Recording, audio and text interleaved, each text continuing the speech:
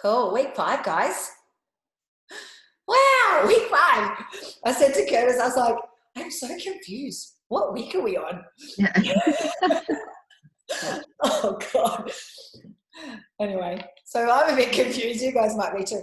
No, we're on week 5. Cool. Me. What is week 6, babe? Well, it's week 5, actually. 6. It's 6. Is it 6? No, it's not. It's You a 5. cheeky monkey.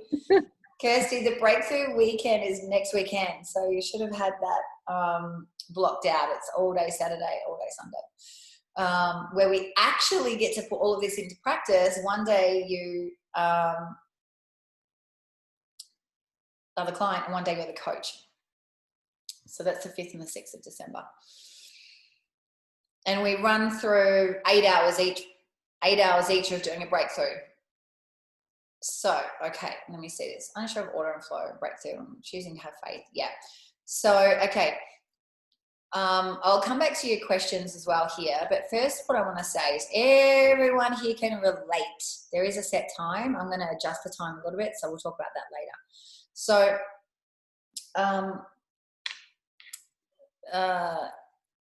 the thing to always remember is this. Right now, you've been getting pieces of the puzzle, right? All the pieces of the puzzle, and it's still like, fuck, how does that all come together? We haven't gone through that yet, which is what I would like to do today, which is why I've extended the day. So the process, the map of this is laid out beautifully for you. And so I've been giving you step by step, and there's, you know, several steps that are in there, but even within that, there's still this, then this, then this, then this, then this, within all of it. So that's all that you need to be doing and concentrating on within it, as well as remembering one key thing, and that is the client is the one that has to take responsibility for getting the results. And as long as you follow the system and use the scripts, and of course, use a little bit of your own thinking in terms of remembering this other thing is, how is this a problem for the client? Like, how is this a problem? And is this really the problem that we're working with? But again, the way that this is set up to help you achieve success with your clients. Like, this system works for all of you. It's going to work, and you're going to see it all come together beautifully. And because of what I'm giving you, it's guaranteed that it's going to work if you follow this. Okay, it's a guarantee that it's going to work if you follow this. I want you to get that into your brain. It's a guarantee it's going to work. Now, of course, the client also needs to be a good client. The client has to take responsibility, not fuck around, not like, you know, pretend they're doing the process, not fake it, none of that. If the client fakes it and says, you know, oh yeah, that worked, or yeah, that emotion's gone, but it's not really, well, whose responsibility is that? It's the client's. It's not yours. Yes, you use your sensory acuity and you can question them and say, really, is it really? Right? Remembering, it's never about us. It's always about the client. But the client also is the one that has to take the responsibility. First and foremost. So when we take the pressure on of it all being up to us and it's all up to me to make sure that that person has a good breakthrough, that's not the way of thinking. However, I get that that's how it, you know, we think, because of our conditioning and our programming, that's, you know, and we care about people and want to do a good job. But that's also coming from the I'm not good enough, I'm stupid, I'm this, I'm that, which is just the limiting beliefs and limiting decisions that you may have.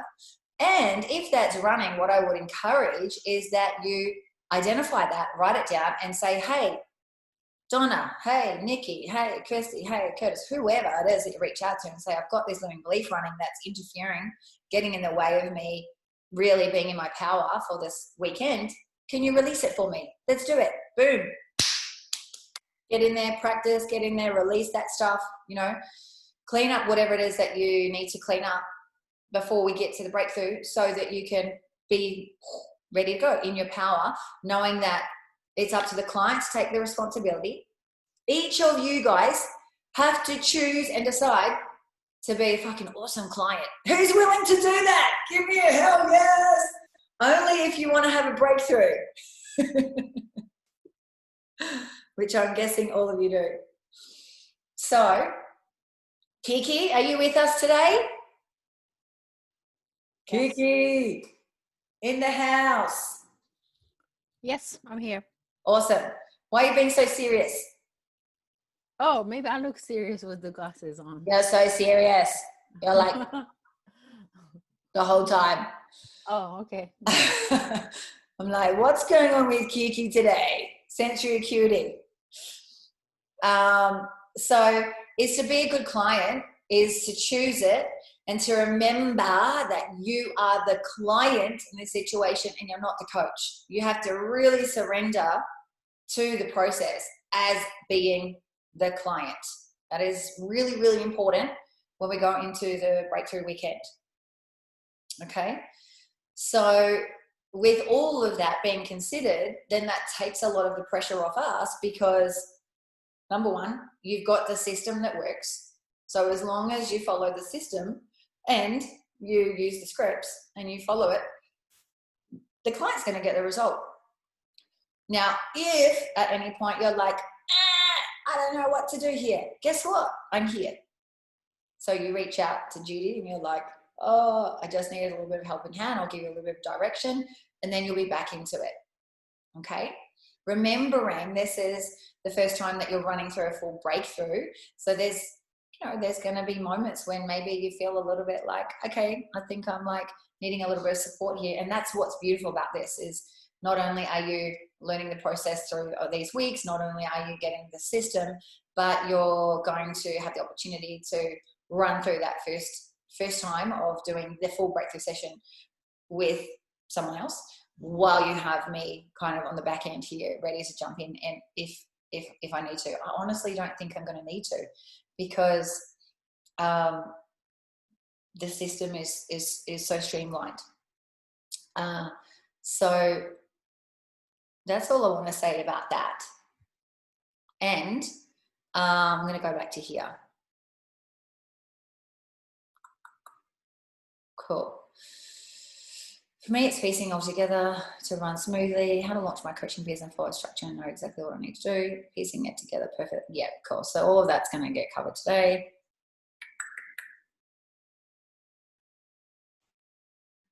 Again, Megs, I would say, what's the living decision that you have there, the living belief that you've got running, and how will you know when you have a grip on the learnings?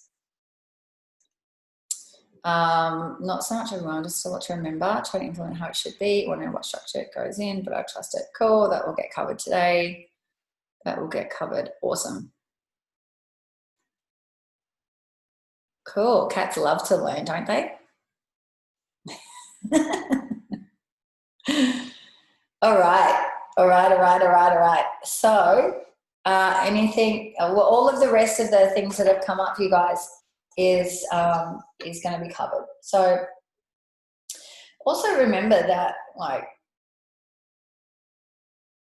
I remember the first time I did my breakthrough sessions and I felt like I was like, I'm following the script. Of course I wasn't nailing it like I am now. And you guys are going to be like that too, because it's the first time you're running through the process. So it's going to feel a little bit clunky in some moments, but that's okay. That's why we're setting this environment up for you so that you can be in that space where it's actually okay to do it like that. And you get that first run through. Trusting it all come together at the right time. Absolutely. Cool. Is that helpful? What I've just shared, does that feel a little bit better for everyone? Yeah. Gary's like, not really, but I'll say yes. Okay, cool. All right, awesome. So let's start with something that's really cool. There's actually 3 of the techniques that go into this week weren't filmed yet. One of them has just been filmed and is loaded now, and there's 2 others. So I'm going to run the demos of that today. That's the plan. And yeah, and then you'll get to just, go back and watch the teaching. I mean, the explanation of these techniques, it's like 10 minutes. They're super short. So, and you'll see the demos today, all right? And then you've got the scripts and everything there in your notes. Okay. So,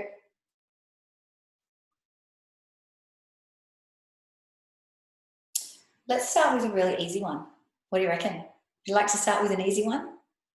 You haven't seen the video of this one, but it's something that you have done before, and it's just flipped into positive emotions. So this one is called Positive Emotions 1, and it's based on Negative Emotions 2 technique. However, it's about reconnecting back to positive emotions. So if you go to page 143 in your manuals, you'll find the scripts there.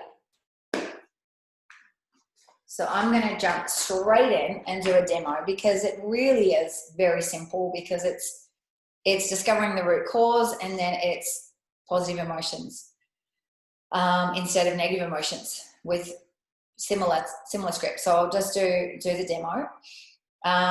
Who wants to reconnect to a positive emotion? Who'd like to go? Nikki? Cool, awesome. Jump on, babe.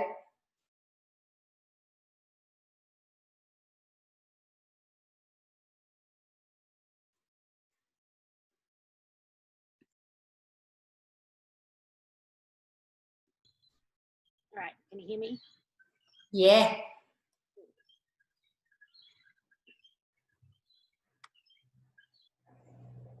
All right, cool. I'll pin Nikki here. So what positive emotion, so at the top it says elicit the positive emotion the client wants to access and connect to in the past, present and future. So what emotion would you like to reconnect with? Positive emotion. Let's go with, I was going to say ecstasy, but like ecstatic, something ecstatic. Ecstatic? Cool. Yeah, nice. I love it. That'll help you for the ecstatic state elicitation as well, won't it? All right, where am I? Here. So, all right. Nikki, so is it all right with your unconscious mind if you to reconnect to this positive emotion of, how do I say that? Being ecstatic today, and for you to be aware of it consciously. So we're on page 143, guys. You all with me? And you've been able to access that state in the past, haven't you, Nikki? Yes. Yeah. So did you say yes, that's okay? Yes, that's okay. Good, awesome. So then we find the first event. So what is the root cause of this positive emotion? The first event, which when reconnected, will cause the emotion to be accessed easily and effortlessly. And if you were to know, was it before, during, or after your birth? It was before. Awesome. In the womb or before? Before. Right. And if you were to know, was it past life or passed down genealogically? Past life. Good. And how many lifetimes ago? 4. Amazing. Awesome. So I'd like to ask your unconscious mind. So now we're in the procedure, guys. I'd like to ask your unconscious mind to float up in the air above your timeline or into the past, down into the event 4 lifetimes ago, into the past. Right into position number 4, looking through your own eyes. And when you're there, notice the emotion that's present. Notice what you're seeing, notice what you're hearing, notice you're feeling those feelings of ecstatic. Good. So we're using our sensory acuity here, guys, to notice what Nikki does. Look, see, she's accessing it. This is what we want to see, that she's associated and in the positive emotion. Great. Awesome, Nikki. Now float above your timeline and go to position number 3, well before the beginning of the event or any of the events that led to that event, and turn and look towards now. Ask your unconscious mind what it needs to learn from the event, the learnings of which will allow you to access and experience the emotion easily and effortlessly. Your unconscious mind will preserve the learnings, so when you need them in the future, they'll be there. What are the learnings here?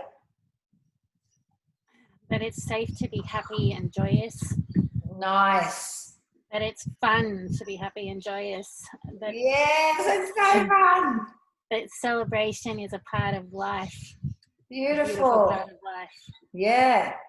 Look at the sensory acuity, guys. Watching Nikki. You're doing great, Nikki. Oh, Celebration is a part of life. You should all be able to feel the goosebumps right now. Nice, Nikki. It's safe to be happy and joyous. Fun to be happy. Celebration's a part of life. What else? I just feel love, like so much love is exuding out of my heart space. Like I'm love, everything is love. Love it. and dance. There's a lot of dance and joy, and it's just You're so good at this. Amazing. Dance and joy and love is oozing out. Oh my God. How good does that feel? You might want to anchor that feeling right here. Go on, anchor it. Everyone anchor it, because I'm like, goosebumps. I don't know about you guys. Anchor this, guys. How good it feels to see your client achieve the results, right? Like she's just, good. Okay, stay there.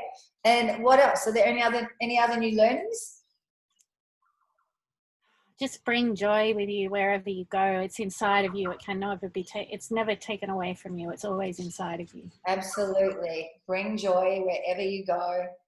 It's inside of you. Can never be taken away. What's the positive learning of that?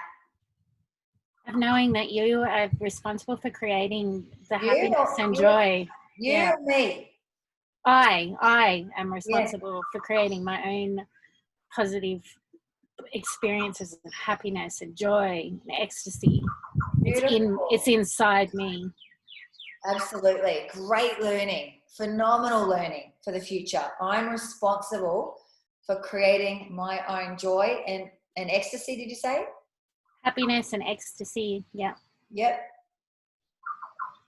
Great. Awesome. Any other learnings, or is that it? That's it. Good. Now float right down into the event, into position number 4. Right down in, looking through your own eyes. Feel the emotion again. See what you see. Hear what you hear, and feel what you feel as you experience ecstasy. Woo! Awesome. Yes. When you really have that, you can anchor that again. Feeling the feeling, seeing what you're seeing, hear what you're hearing of total ecstasy, ecstatic. Yes. Awesome, Nikki. Good. Now I want you to come back to now, above your timeline, only as quickly as you can experience all of the ecstasy on the events all the way back to now, and assume position 4. So you actually go into position 4 with each event, preserve the learnings, and experience the ecstasy all the way back to now. So it's kind of like you're going into 4, back out, above the timeline, into 4, with each event. And then once you're done, float down into now and come back into the room.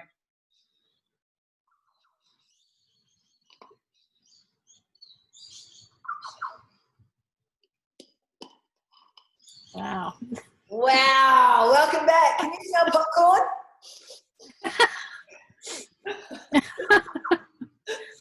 Ah, A high of some sort. What is that? just something. Smell something. That was awesome. You did that so beautifully. That was so good. So good. Wow, tell me about it. I'm feeling it too. Hey guys, how good is that? So, all right, good. Now let's test. So I want you to remember step number 5 here. Can you remember any event in the past where you used to want to feel that old emotion? Go back. Notice that you can feel it easily and effortlessly. Yeah?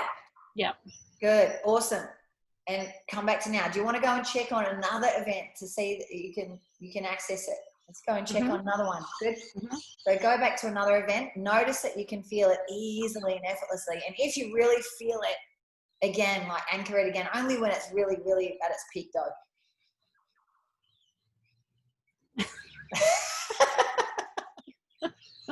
Great. Awesome. Oh, I love this.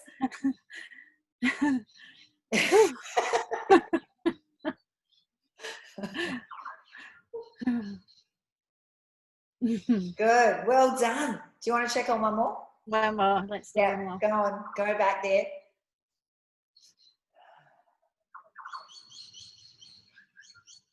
And only when you can feel, yeah, then you can anchor it.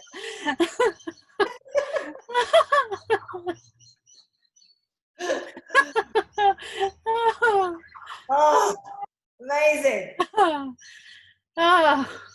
Good work, babe. Awesome. Come back to now. Do you need to check on any more, or are you good? You No, know, I think I'm good. you're good. You're good. You're like, oh no, I didn't want to keep going back. That's so good. All right, cool. And then we go to step 6, guys, where future pace. So I want you now to go out into the future, to an unspecified time in the future, which if it happened in the past, you would have felt intense ecstasy. And notice that you can feel it easily and effortlessly. Can you not? I can. Okay, good. Come back to now. Awesome. You can anchor that again if that felt really good. I did.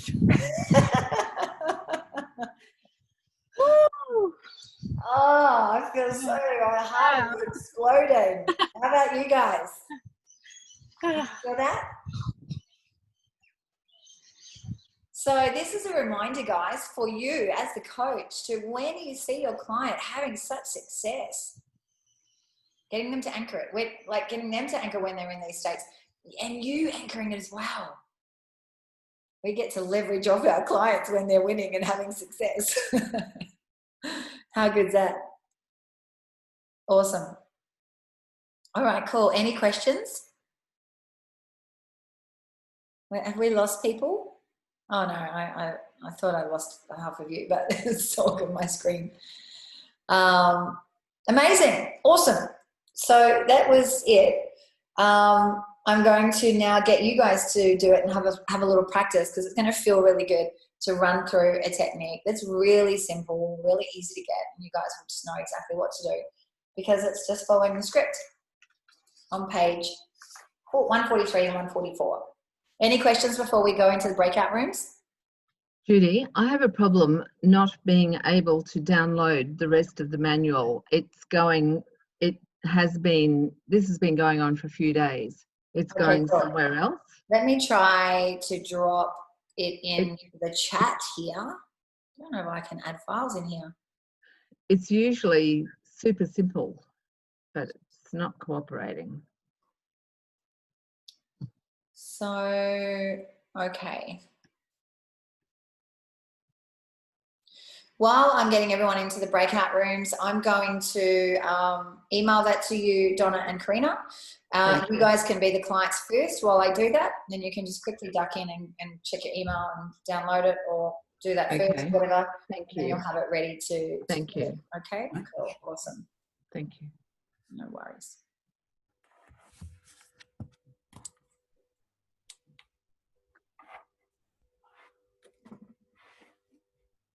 All right, let's rock and roll.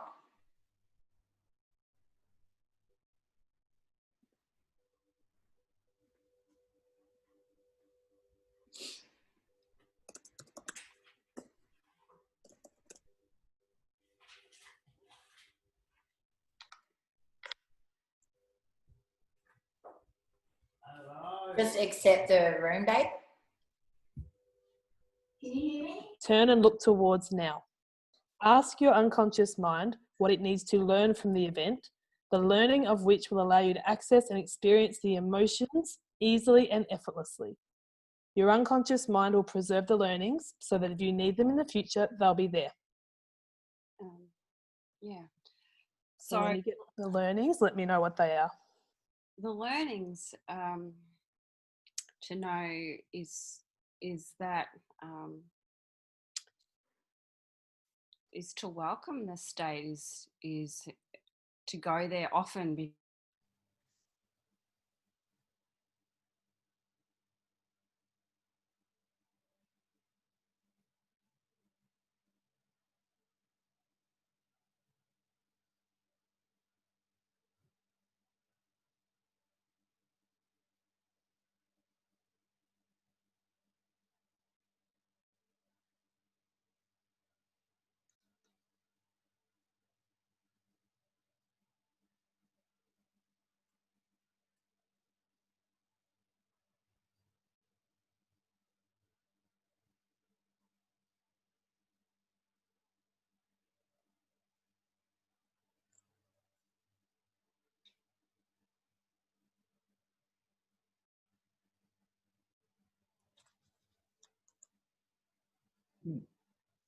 Good.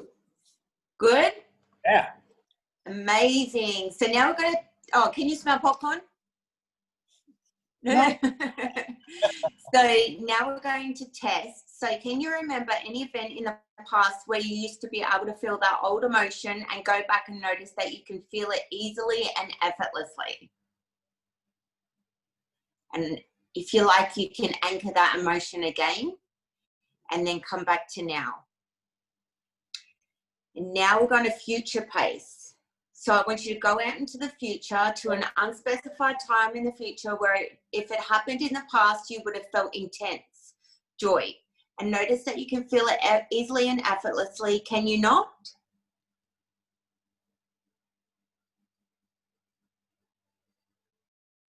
Yeah. Can I just interrupt there? It was great. That was great. Yeah. On the last one, he was still kind of there. He was still, he hadn't really, I feel as though he hadn't really come back yet.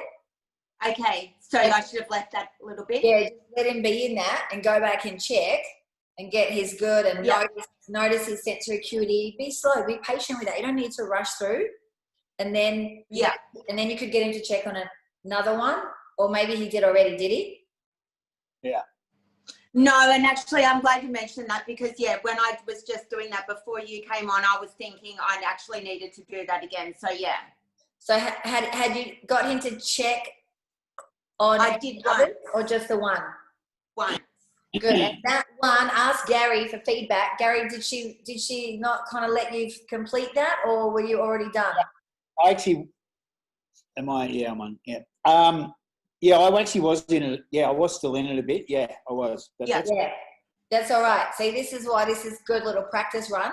Yeah. So, Kirsty, you're doing amazing. Just so do you mean after the testing, do you mean when I tested he was still in it, or do you mean before the testing? Yeah, when he tested, he went back and he was trying to go back into finding an event where he could feel the joy, and you said anchor that if you want. And then you went, oh, now we're going to future pace. So you skipped him forward already, and he hadn't even completed that, and he hadn't, said, yeah, I can feel it and anchor it, and then come back to now. Right. Yeah. Okay, so that was just a little bit rushed there. So slow down, use your sensory acuity. And I think one thing for everyone is just be patient. It's okay if they take their time. You're just observing, seeing where they're at. I know, and I think when you're doing this, you're trying so hard to do it properly that you just forget to do all the bits. But I'm glad you said that. Yeah. To really be with the client, observe them. The sensory acuity is so key. Observing where are they at and knowing that, you don't need to rush through the steps at all. You'll get there. And at that point, if you remember with Nikki, I got her to go and check on another one. She was in it and she was like, ha, ha, ha, and I was like, ha, ha, ha. I was laughing with her. I kept her in it, laughing as well, right? And then while he's going back and checking and you notice him, you can also get into state. Can you feel that joy? Can you feel that joy? And you can help him when you go into state. That helps him reaccess it. Good. And when you really feel it, then you can anchor it. So you stay there with him, helping him to really, check and anchor. And then good, come back to now. Good, let's go check on another one. And you can, usually average of 3 is a good number for people to be convinced that they can go back into the past and access that state in 3 different events in the past. Mm-hmm. So if you want, just go back to that bit with Gary now and then let him go through it. Take your time and then future pace and then switch over. Okay. Thank you. You're welcome. You're doing awesome, Kirsten. Yeah, you guys are. All are. You would like to reconnect with? Yes. Thank you, Judy. I have it. Good. Yes. Okay. Do you want to describe what the emotion was? How long ago did it happen? Do you remember how long ago it happened? That was my positive emotion was accomplished. It was yes. Judy, do I tell her how long ago or? Doesn't matter so much, Donna. Just get the state, get the emotion. Yeah. Okay. And then I would say, even if you think about core values, right? Remember core values: love, joy, freedom, peace. I mean, even happiness and joy and ecstasy are good ones too. I would maybe question her on the accomplished one of how does that make her feel? Because it is a state, but maybe the accomplishment gives her a deeper feeling that might be even more powerful for her to reconnect with. Yeah. Okay. Oh, yeah. That's so when I say powerful, that could be positive emotion. Yeah. Powerful? Yeah. Yeah, absolutely. Okay. Yes. It's more of a kind of a state, but yeah, that could be a good one as well. Yeah. Yeah. Okay. Okay. That's it. Woo! So, Thank you. so Right. it's Good. Awesome. okay for your unconscious mind to reconnect with powerful, the feeling, the state, the feeling of powerful. Yep. Today, and for you to be aware of it consciously. Yes. Yes. Okay. What's the root cause of the positive emotion? The first event, which, when reconnected, will cause the emotion to be accessed easily and effortlessly. If you were to know, was it before, during, or after your birth? Okay. Was it a past life or passed down to you genealogically? Past life. Past life. Wonderful. How many lifetimes?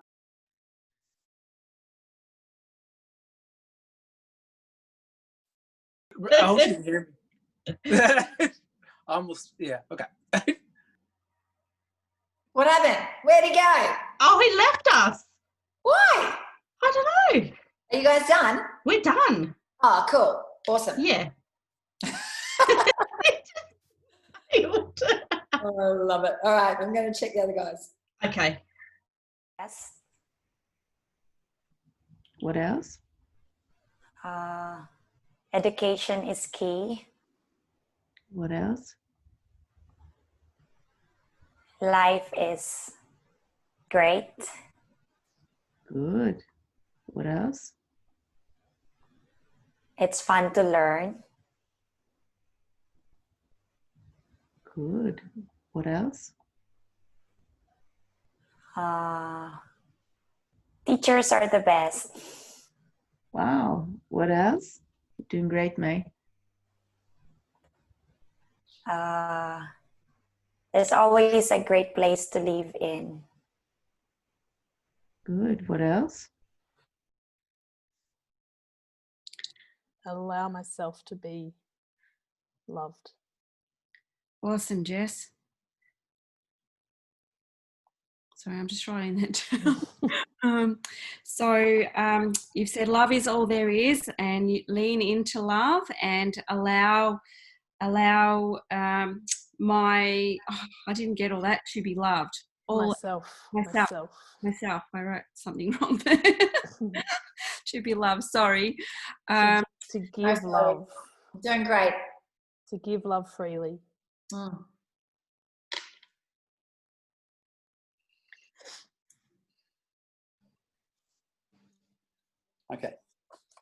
Okay, so Kirsty, I'd like you to ask your unconscious mind to float up in the air above your timeline, into the past and down into the event, the first event, right into position 4, looking through your own eyes. Oh, can I be a pain and can I change the emotion? Yeah, of course. Sorry, I'm going to be a real pain because is love a positive emotion? It is, isn't it? Yeah, love's good. Yeah, can I just, sorry. I just had it in my head. I'm like, hang on, I think I chose the wrong one. No, it's fine. That's good. Let's go back. But you could just start, go off where you left off. No, let's go back to the start because I want to, let's go through it properly. Okay. Okay with that? Right, so we're going to elicit positive emotions today, Kirsty. So what is the emotion you would like to elicit today? Love. Love. Okay, cool. All right. Is it all right with your unconscious mind for you to reconnect to this? And popcorn? You can smell popcorn, can you? Yes. You've done well. Okay, so we'll come back to now. Can you remember any event in the past where you used to be able to feel that old emotion and go back and notice that you can feel it easily and effortlessly?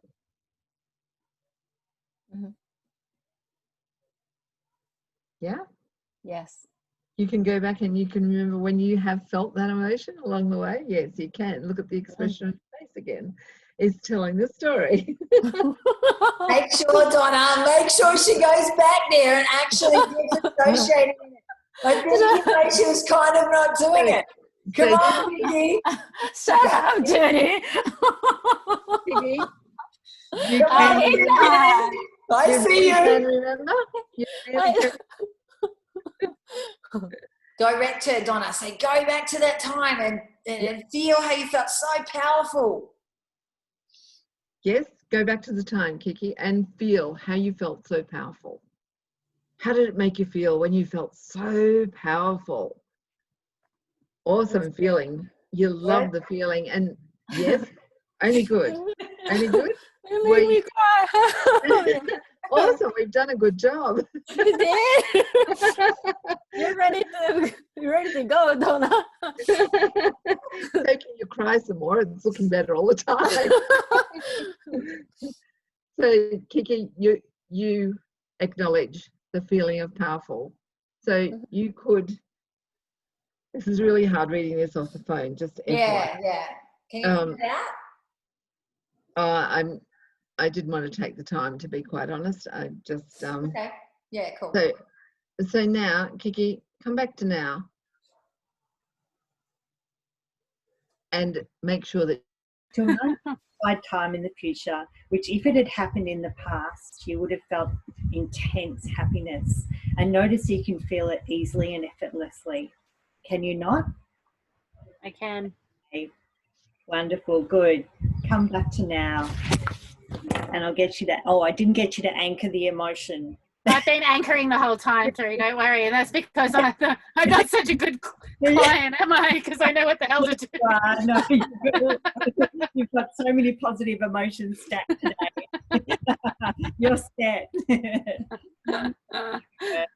Awesome, guys. Well done. Yeah, that was awesome. Have you both done? We are, yes. Okay, Yeah. cool. Thank you. Thanks. Thanks very much, Kimmy. Thanks, Nikki. That was amazing. Thank you. It's going good. I have to.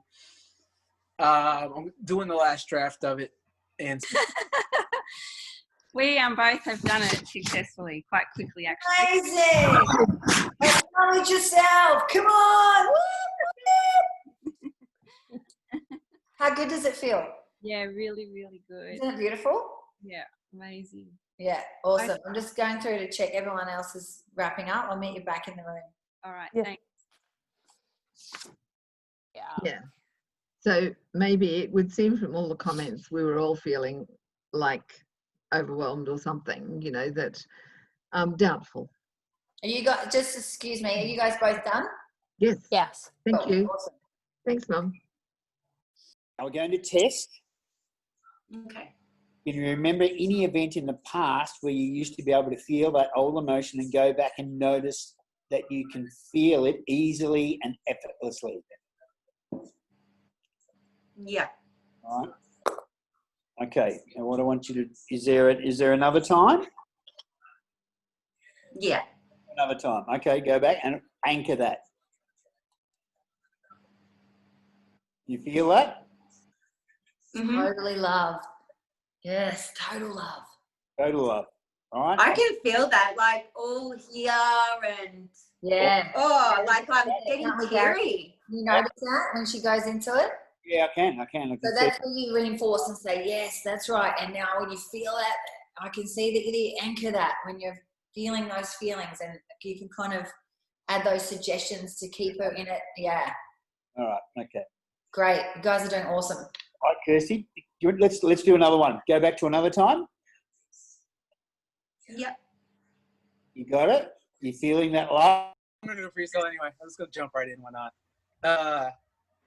But yes, it's gonna be very interesting for that book to come out, just because. Very exciting. It's like everything. Well, it's not everything, but a lot of the traumas I went through, which I'm fine with telling now. Yeah. But it's just like far out. Thank you. Welcome back, everybody. Well done is all I want to say. Woo! That was awesome. How does that feel? That was Yeah, awesome. great. Anchor the feeling of knowing you've got this. Yeah. Come on, everybody. Yeah. You've got We this. need to do that every Yep. single bloody morning, Judy. Do we have to do that dance? No, if you We want. Okay. need to do that every single day when we wake up. That was freaking amazing. I feel so good. Donna, Yeah, isn't it good? Huh? Woo! Amazing. So how easy was that, guys? Easy. Was, yeah, great. Easy Gary, was peasy. that easy? piece of piss. Piece of piss, exactly. So the only thing that I picked up, two things I want to share, I picked up, and you might have some things that you learn you want to share or questions, but as I went through, there's two things I noticed. First thing, if the client gives you something like accomplished, that could be good, that could be a good state, but do you think that accomplished gives you a deeper level feeling? Who would agree with that? That when you're accomplished, it Yes, actually yes, feels yeah, something deeper. yeah, right? yeah. So always consider, is that going to be like the deepest feeling for that person, or could there be something more powerful? Now, the other thing that we always look at are also things like the learnings that they've got, right? As we look back at all of the things that they've done in the past, like their time on therapy and different things, and you know they're living decisions and so forth, you're already going to have an idea in your own mind of what emotions are going to be really powerful for them. If they get lots of learnings about love, or if they get lots of learnings about joy or laughter or whatever it is, peace, you're going to see these current themes. So you're already going to, be considering based on those learnings, and you've got all those learnings. So you just go back in your notes and you go, these are the big three that I think are going to be really powerful for this client based on what I know about them. So you're already going to have it in your mind. So when you say, hey, what feeling do I want to reconnect with? They might say something more high level, not deep.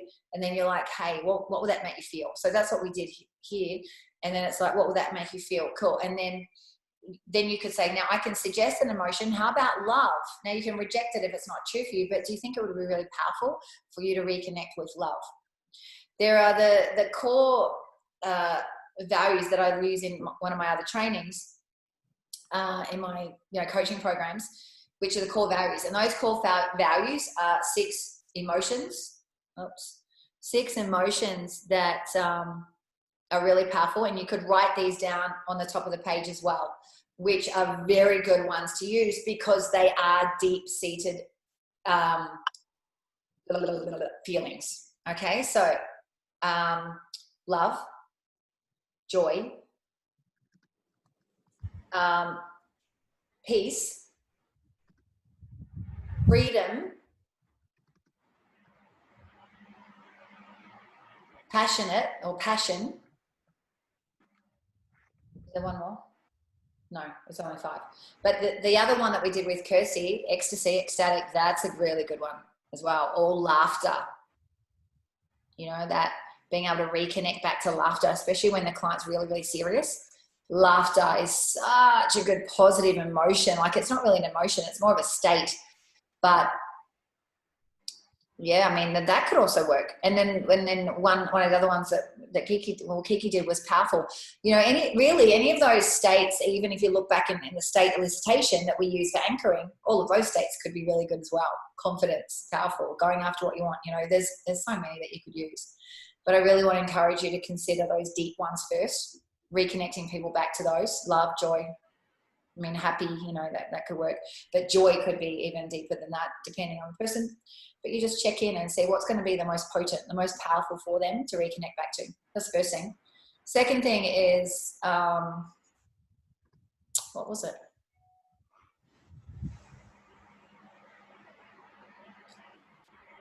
Take your time. Take your time. When you get to those parts where you're testing in future, or testing, let's say, the test part, client comes back, then you test. On average, we're going to test 3 times. Okay, so we test until the client is convinced. That's what it says in brackets. An average of 3 times for 1 point. Why 3 times? Say I in the chat for 1 point. Why 3 times? Gary, or Kimmy, whoever said I. The convincer, that's the number of times generally people need it. That's right. Woohoo! 1 point for Kimmy. So that's the convincer. Okay, that's the convincer strategy. Now, they may need more, but on average, 3 is a good number to consider. Now, if the client is like done 2 and they're like, oh, no, I'm good. Like I checked with Nikki after 2 and I said, you need to do 1 more. And she was like, yes. So that's great. We got 3. And then I said, how do you feel now? Do you need to check another one? And she's like, no, I'm good. So 3 is a good number, ballpark figure to consider, but it's never, it has to be that way. It's always check in with your client. Notice, use your sensory acuity. So take your time. Let them go back. Let them really access their state. If they're not, you get into state. If they're not, say, are you in there? Come on, get in there and feel the feelings. And make sure that you observe their sensory acuity in those moments. It's a really good anchoring opportunity as well. And, you can use other suggestions at that moment to encourage them to get into it and to feel the feelings. Feel the feelings of that love, total love, feel that, yes, and, use those words to get them in it so that they can have a positive reconnection to it. That's going to make it more powerful. And then good, once you're done, come back to now. So if they're in it 15 seconds on average is good up to that point. And then they come back to now. Good, go and check on another one. And then they do the same thing, right? So take your time. You don't need to rush through to the next step. And then once you've done 3, good, then we future pace. Okay, trust yourself. Remember, as well as getting through the script, you're also the more important is you're observing the client. More important is you're observing, that you're looking. Now, of course, in the beginning, I was like, fuck, I got to write down, fuck, I've got my script, fuck, I've got to look at them, I was like, it feels like a lot, and it is, but just maybe write a note somewhere on your computer or something, somewhere that's like, look at the client, so that you're constantly looking up at them, getting out of your head and into them, out of your head, look at them. They're going to tell you everything that they're doing, everything they're showing you. That is the guidance. That is the best guidance. Like, that's where you can take the pressure off. When you look and you observe your client and see how they're responding, that's going to tell you everything that you know that you need to do. And then you trust yourself. Trust yourself. When you know that they're not really there, then you got to suggest to them to go there. Okay? Cool. So what did you learn? What questions do you have, and what do you need to know about that? Positive emotions 1. I think we loved it. I think it feels good. Yeah. All good. Okay, cool.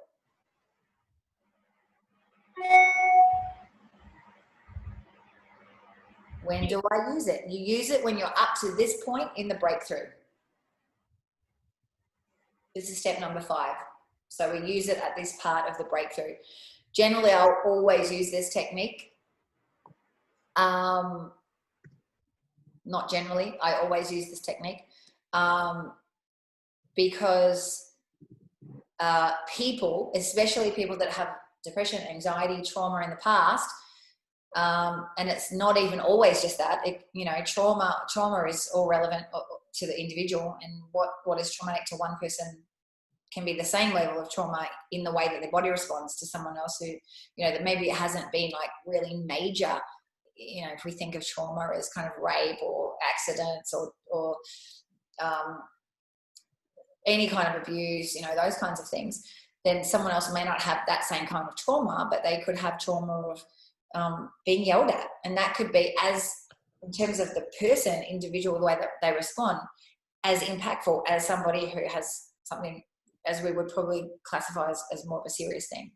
And so this person still has trauma. And what we can do, especially with joy, right? Especially with being happy, and it's part of our conditioning in Australia, especially, and it's global, to not show like we're so happy, to not fucking, be joyful, and to not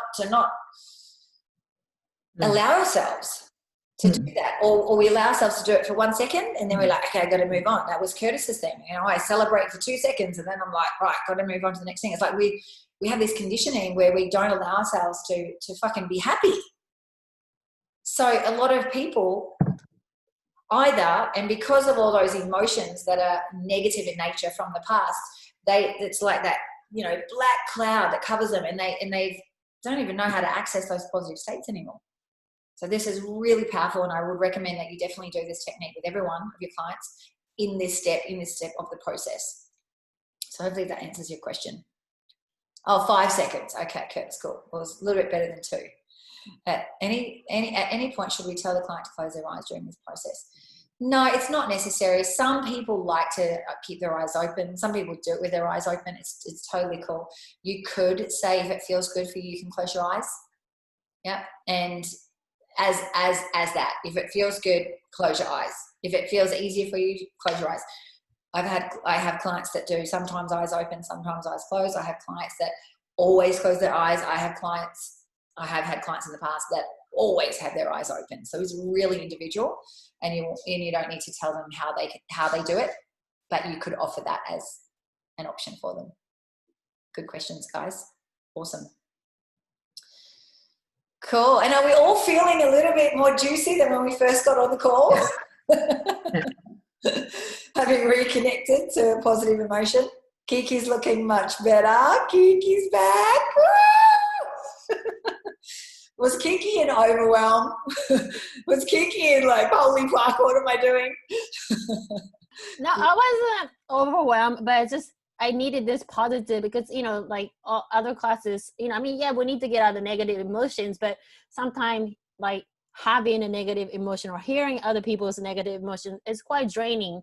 And then, I was at the pair where I just didn't want it, but today I needed it. Donna helped me through, and then cool. she got me tears. So thank you, Donna.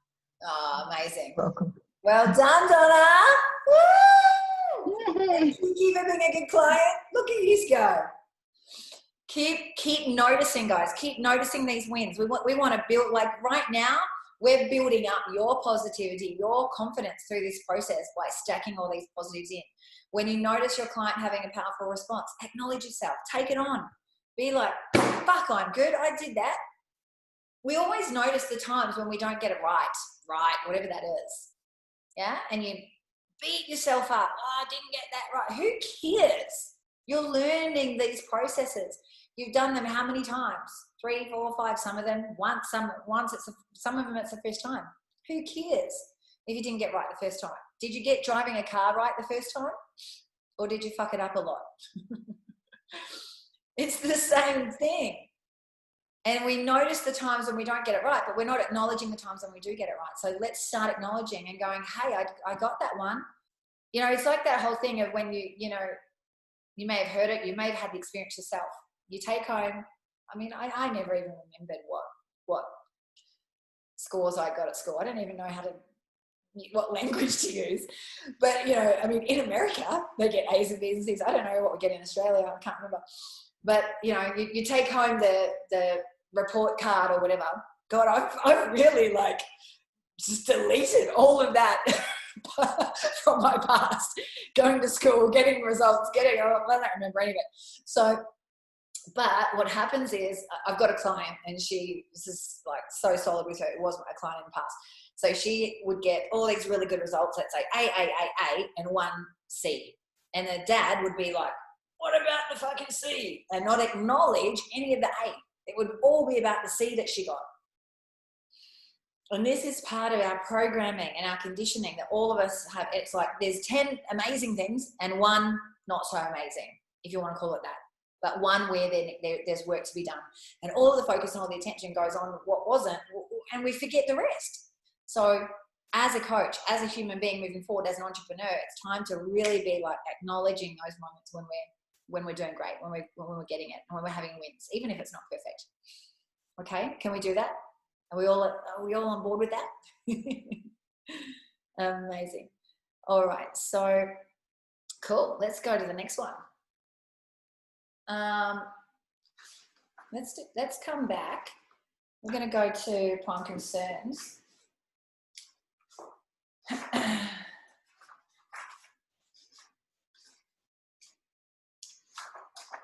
So we are on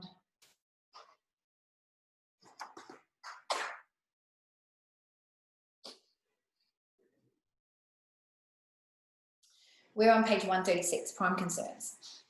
This is really powerful, as are all of them, and you would have heard me say that a lot. So, okay, prime concerns elicitation is all about accessing, identifying what are the possibilities for the client in terms of what they're best at and what they're worst at, in terms of starting, changing, and stopping something. So there's 2 questions, and that's all we need to know. We ask the client these 2 questions. So we ask them, what are you best at? Starting things, changing things, or stopping things. And then we ask the second question, which is, what are you worst at? Starting things, changing things, or stopping things. And what this does is it gives us a prediction. And the predictions are there that worst at starting things links to being, right? We're looking at being, doing, and having. So it links to being. The person who's worst at changing things is linked to doing. And the one that is stopping is having. So I'm going to do a demo, and who would like to be a demo who has not done this or hasn't, maybe been on before? Who would like to go? Kirsty? Cool. Jump on, babe. Yeah. Awesome. So, great. All right. So it's really simple, guys. This is so simple.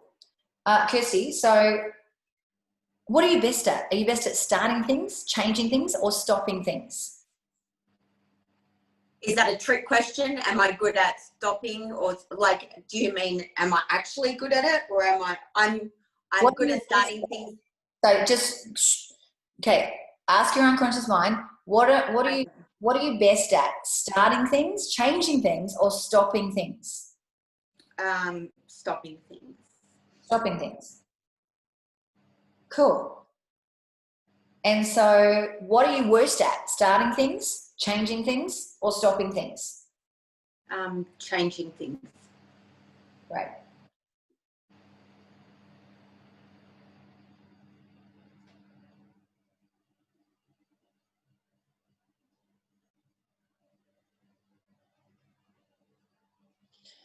So what is it that you want to do that you feel that you can't? I want to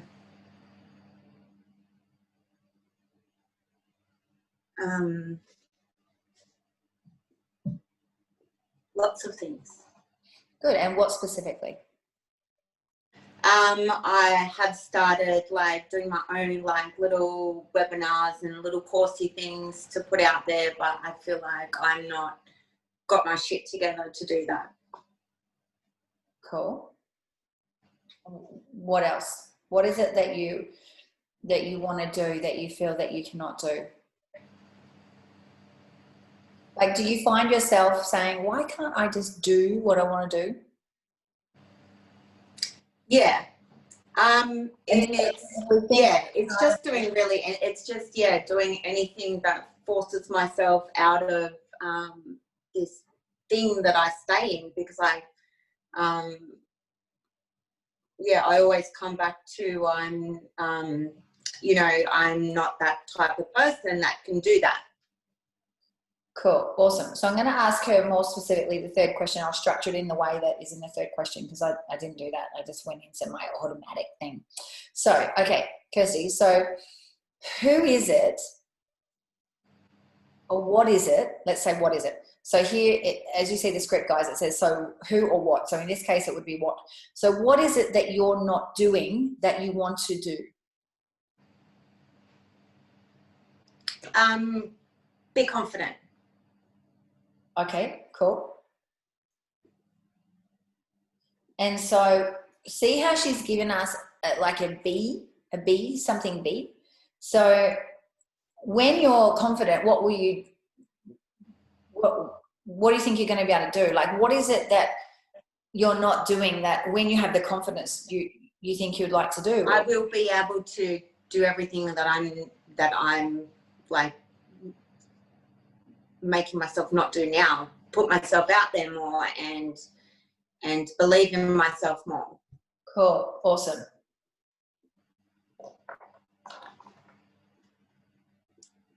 So what's happening here, guys, as I'm getting this information, again, this is a technique which allows us to, again, access new information for the client. Prime concerns are things that are like highly, highly important to them. Deeply important.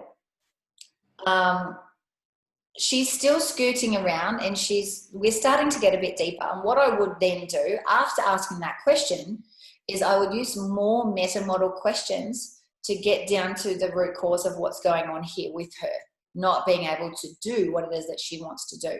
We already got a little bit. We've uncovered a bit of not have the confidence. We've uncovered a bit of, okay, she's not putting herself out there, which could link to the confidence. It could be something else.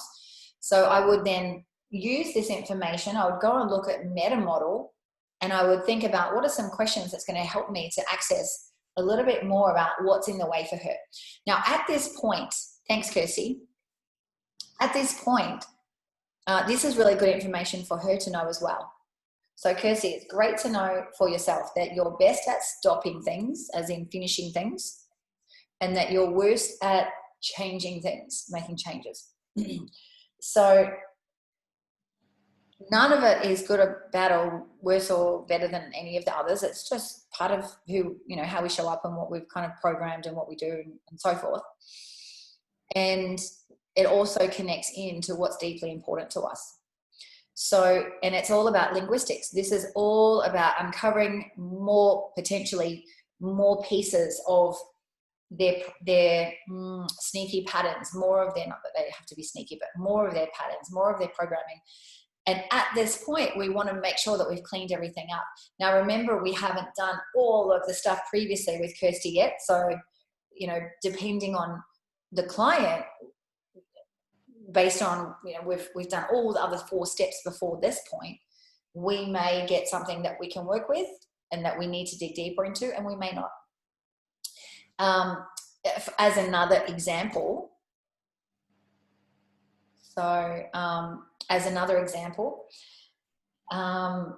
for me, let's say, what I'm best at is starting things, and what I'm worst at is stopping things. So when I consider that question, that third question of, so what is it that you don't have that you want to have? And this was ages ago when I did this. But the word that came was success. And so on the flip side, as well as us wanting to potentially see if there's any other strategies that the client is running that we need to clean up, we can identify that here in that point, in this part of the process. So as an example for Kirsty, we can look at the confidence. We can look at what's in the way of her putting herself out there. We could identify some new limiting decisions and limiting beliefs around that, or some parts that are still not congruent. And that's what, and what this is going to do is help us identify anything else that we need to clean up here. So that's a good thing. In regards to what I've given of the word success, there may or there may not be something in terms of a limiting decision or a limiting belief. There most likely was as well. But there's also that word is something that's really important to me. For my 3 kind of key pieces of when I'm working with my clients is awaken, elevate, and succeed. Succeed is a really important word to me, to be successful and to work with people who want to be successful and to help others be successful, not only myself, but others. And so this is a really important value, let's say, because it is a value. It's something that is linguistically, for me, charged with a lot. And so if I was your client, you would know that that is something that you want to hone in on. That is something that, it's highlighting this positive thing for you as the client, you know, highlighting, we're giving the client new information. I just gave Kirsty a little bit of more information about herself, brought that up to her awareness, awakening her to these pieces that she's sharing, which is always good, because the more we know about ourselves, right, the better. And so this is all this process is. You could use it here in this point, you could skip it. It's up to you. I feel that it is a really powerful technique, a really phenomenal linguistic technique to be able to identify these prime concerns. So I'm going to get you guys into breakout room. I'm only going to give this, we're going to make this really short and sharp, 5 minutes each. And if you're not finished, it's all good. Okay, so we're going to partner up. Is there any questions before I take you out into the breakout rooms? I have a question, Judy. Yep. So my brain can join the dots, because it's doing that a little bit at the moment. Well, it's trying to. Just tying in the 3 questions, like starting things, changing things, and stopping things, how it correlates with the being, doing, and having. Yes.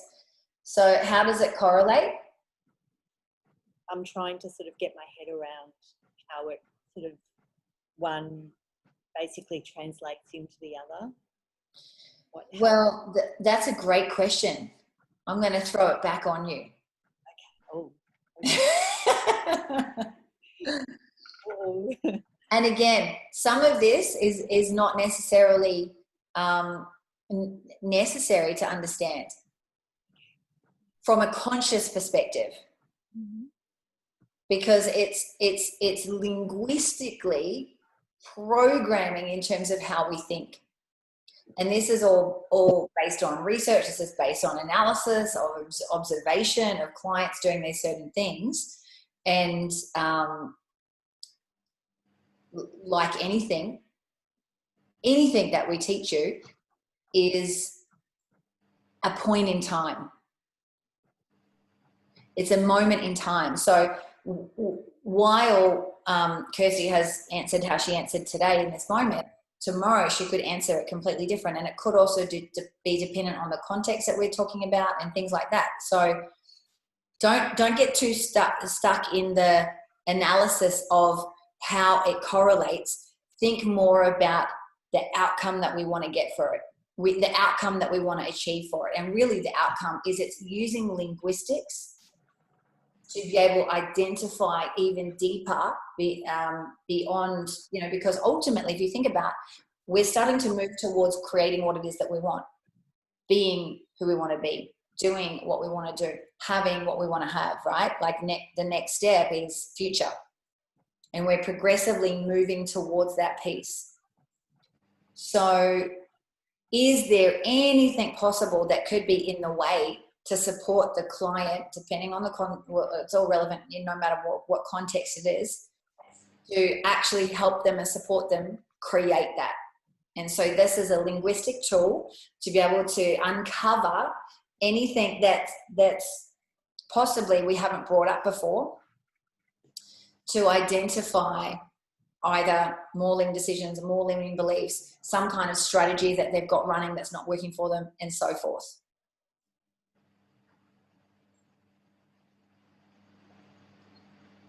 How does that feel if you try that on?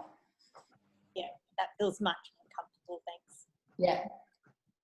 Thanks, Judy. That was a great question. Oh, I love it. I love it when we're like trying to figure it all out. It's beautiful though. It's beautiful because that's where how we learn, isn't it? You know, actually really trying to understand it.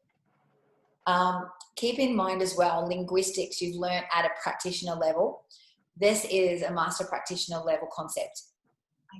We teach this at Master Prac. So when you come to Master Prac, you're gonna continue to evolve your logical level of understanding for these complex conversations because of the level of conversation we have at that training. So if this is confusing you right now, amazing! Guess what? You're on that tipping point of it becoming really clear. Have fun with it. You know, again, it's all about having fun with the process, getting curious around what we can uncover here. And you can totally skip this. You don't, you know, none of them are necessary for you to do. You could do 1 or 2 of the techniques in this section and and your client will still get a really positive result from it. Okay, cool. Let's go again. You guys all ready to go? All right, I'm going to do a little bit of a switcheroo.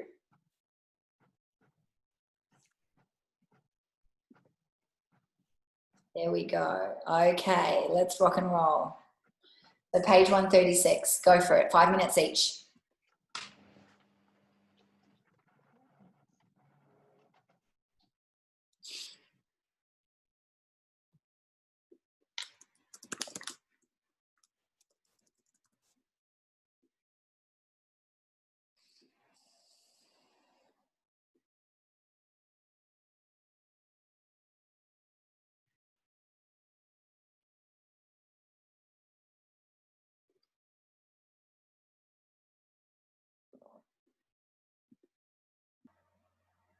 I really like that.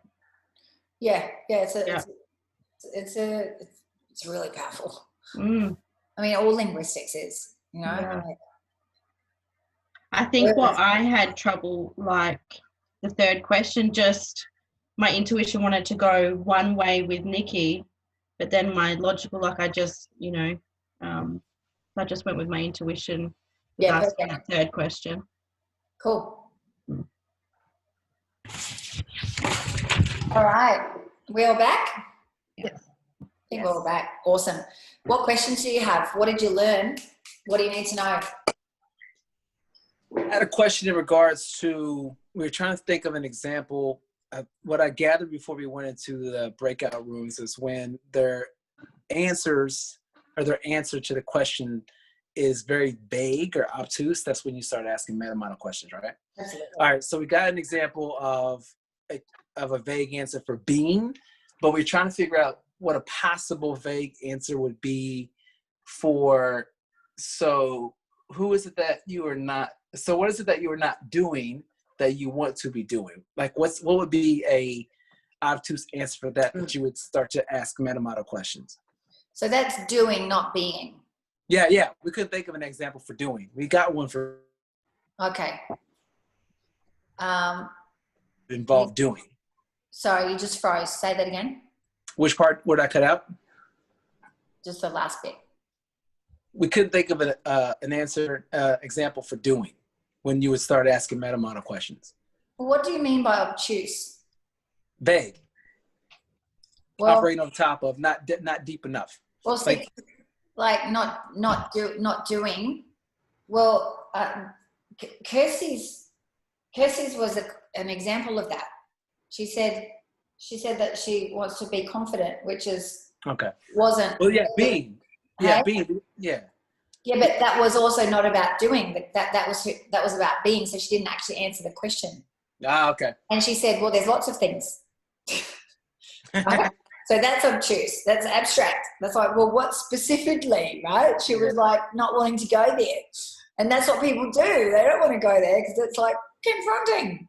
Okay. Yeah. So then, even just what specifically is a great question when it's vague. All right. I mean, even the word success is still vague, isn't it? Because it's a value. It's a highly chunked word. It's a label. It's a normalization. And yeah, that's the example that we came up with for being. Yeah. And a normalization is charged, right? Remember, we've done the exercise of what does love mean, and we all have all these different meanings. So what success means to one person could mean something totally different to someone else. But at the end of the day, yeah, you can chunk down on that and help the client get specific and clear on, how will they know when they're successful and blah, blah, blah, blah, blah, all those kinds of things.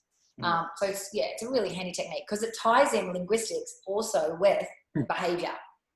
Okay.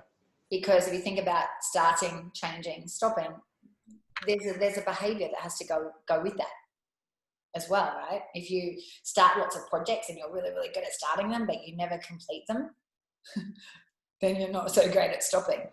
And so there's a behavior that's also linked to that, which is also linked to, who they're being doing or potentially, depending on what they're worst at. In this case, it would be doing, right? Oh no, sorry, it would be, you tell me for 1 point if someone is worst at stopping. For 1 point, say I in the comments.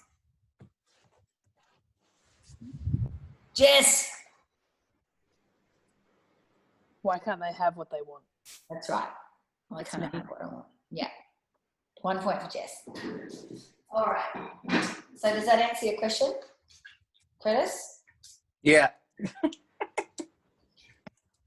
Judy, I have a question too. Is this like the same that we did in Master Prac with, like when you say you start reading books? It's a little bit different, but it could also be related.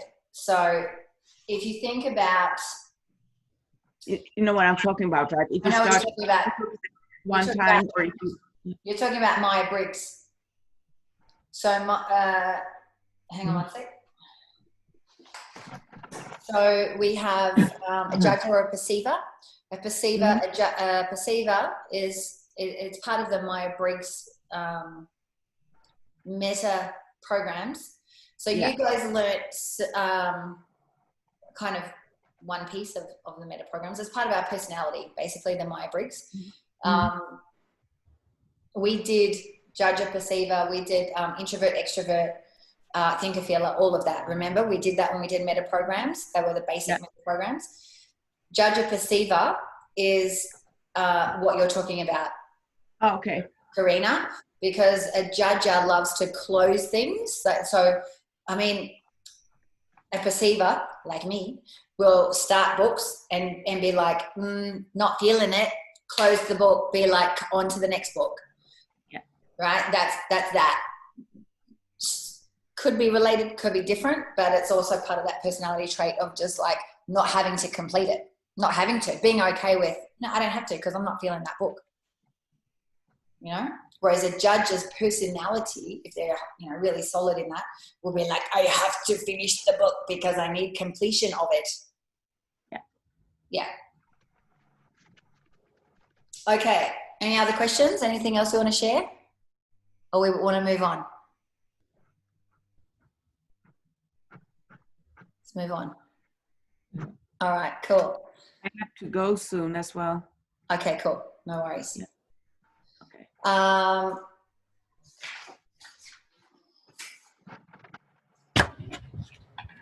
right. Let's go to kinesthetic switch. So we're going to turn to page 139.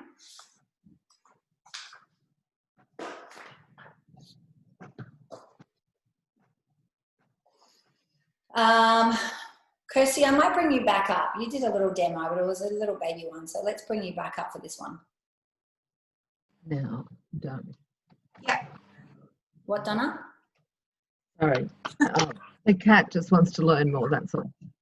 I was just saying don't. Oh, right. He's going to type. I'll give you don't. All right, Nikki. Not Nikki, Kirsty, back. Okay, cool. So, I want to pin you. Where are you? There you are. Okay. So, kinesthetic switch. You all would have watched the video. Has everyone watched the video of this?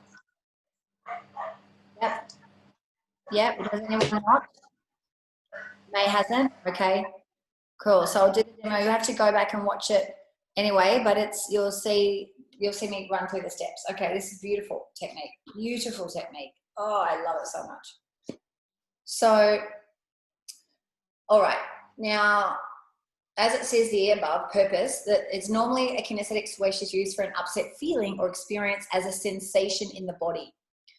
In this step of the breakthrough, we use it to enable the client to connect kinesthetically to their best self, because this whole thing ultimately is we want to get them reconnected back to the best version of themselves, and to be able to see what that best self is and to reconnect to it and to create what they want.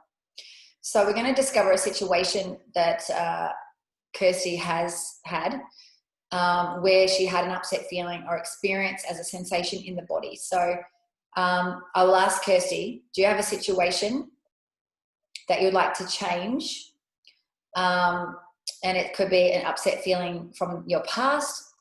So I'm going through the discover part here. It could be A, B, or C. B is thinking of an upset feeling associated with your future, or it could be recalling an upset experience and letting that experience become a feeling that you can locate in or on your body. Have you got something? Can it be just like anxiety? It could be that. And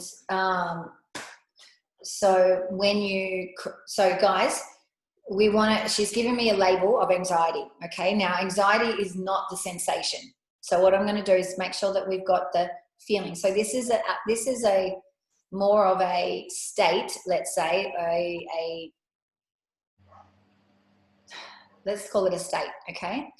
So this is not a kinesthetic sensation, and we want to get that. So now, Kirsty, do you remember an event when you created this anxiety that you mentioned? A time when you created it, or can you create it now? Can you think of something in your future? Because as we all remember, anxiety is fear of the future, correct? Yeah. So can you create something now that you have anxiety about? Yes. Good. So as you think of that upset, you know, that state, as you think of that event or whatever it is that you're thinking of, do you have a certain feeling in your body, a sensation in your body? Yeah. Good. Awesome. Okay, cool. And so, good. Where is that, just out of curiosity, where's the feeling? Where's that sensation? In my chest and throat. Okay, cool. Awesome. So, and could you describe that sensation? Like heart palpitations and tight. Great. Awesome. So see how she's given us the name of the sensation. She's labeled it. It's not an emotion. It is a sensation because it's tight and heart palpitation. So this is good. This is what we want. Okay. If she said fear, then that is not the sensation. Does that make sense? While fear is an emotion that may be present, we want to access the kinesthetic sensation of that feeling. Are we all with me? Good. So I'm going to break state. Kirsty, what's your telephone number backwards? Yeah. Yeah. You got it? Yeah. Hey, I've got sideline commentary happening over here. I got kicked out. You didn't answer the call. Oh, I haven't. Okay, I get it. I can admit you back in, baby. Go on, run back. Yeah, I know my phone was back. I need to actually just do this. All right, Curtis is back. He got kicked out, and I didn't let him back in because I'm deep in this, intervention. Okay, cool. So you're with me? We've identified the cue, what's called the cue feeling. Okay. Now we're going to go to do the actual kinesthetic switch. So, Kirsty, in front of you, create a physical sculpture of you in your desired state feeling, you as your best self, how you want to feel instead. Now you can close your eyes if that feels good. And it's within you, or it's an evolving holographic future you. So you see yourself out in front of yourself. It's a holographic future you. And this is you actually having resolved this sensation that you can feel in your chest. And it's you in your most resourceful, best state, this holographic future you can see. You're different, not perfect necessarily, but you feel confident, resourceful, and you have a sense of humor. Yeah! And you can easily access that. Have you got it? Yeah. Look at the sensory acuity, guys. Okay, see how I went into the state? That helped her go into it as well. Now, imagine you gently press that evolving future you with a desired feeling, which is you in your best, most resourceful state, down into the ground in front of you as though you were setting the spring in a jack in a box. You got it? Yeah. Good. Now, what's your telephone number backwards again? Yeah. Cool. Awesome. So we break state. So far, so good? Yeah. Awesome. Now, step 3. Now, as you begin to sense that upset feeling, I want you to come back to that upset feeling that's in your chest. Allow that feeling in your chest to rapidly diminish as it moves down your body into the ground It's as though it was being drained or squeezed out from you, like toothpaste from a tube. You know how you want to squeeze every last little bit out? You're going to squeeze every last little bit of that feeling from your chest down, all the way down your body, and all the way down through your hip area, all the way down your legs, your calves, and through your feet, and down into the ground. So notice I'm adding additional suggestions here, guys, to get that feeling moving down from the body. Get it moving all the way down. You're squeezing it out. It's like you're wringing it out, straining out. It's going all the way down through your feet and into the ground. That's right. Good. And as you notice, the last drops of that feeling disappearing into the ground. I'm at step 4. Into the ground, under your feet now. Sense. So you notice that last drops come all the way down through your feet.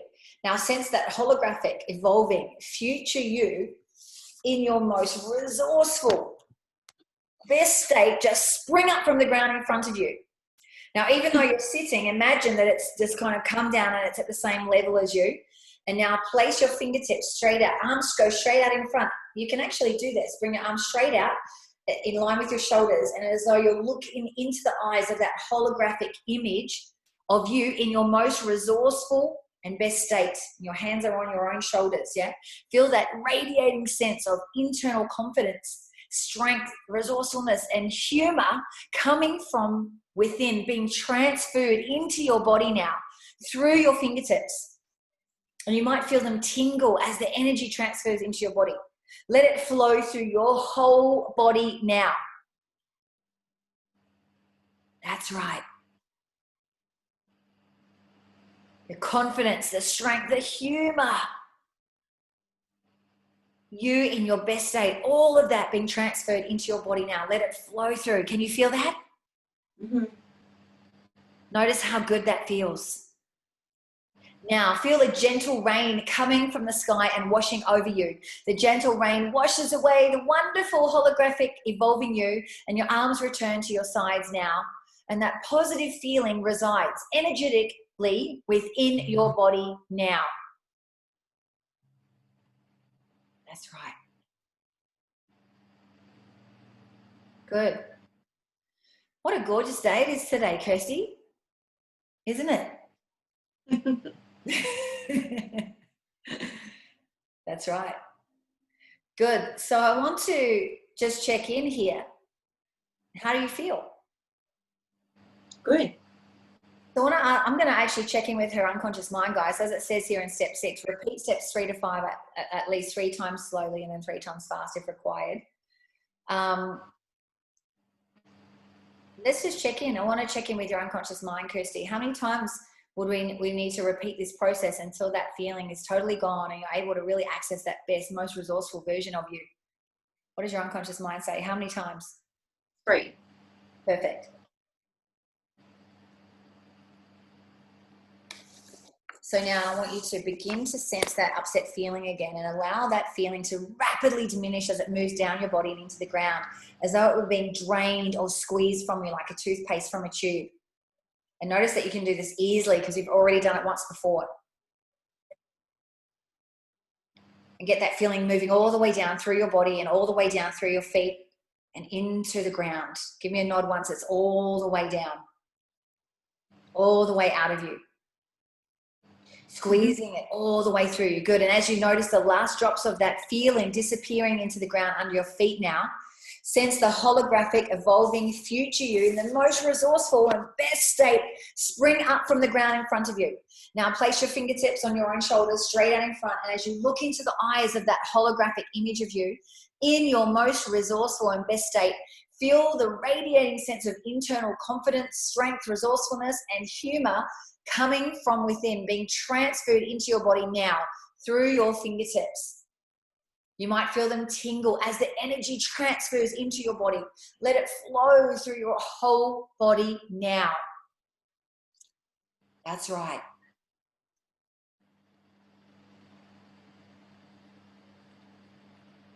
Now, feel a gentle rain coming from the sky and washing over you. The gentle rain washes away the wonderful holographic evolving you, and your arms return to your sides now, and the positive feeling now resides energetically within your body now.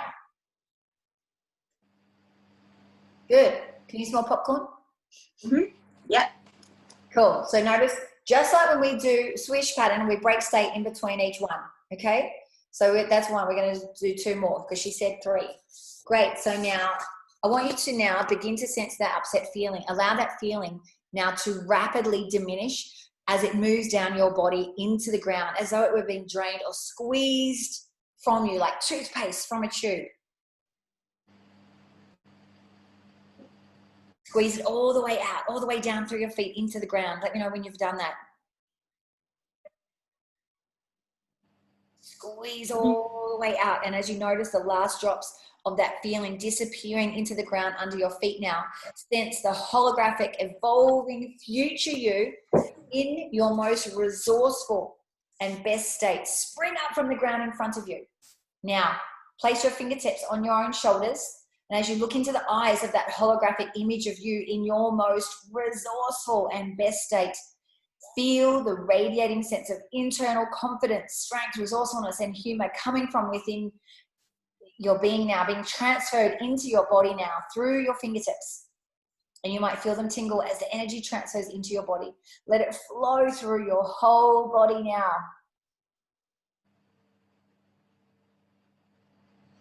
That's right. Notice how good that feels.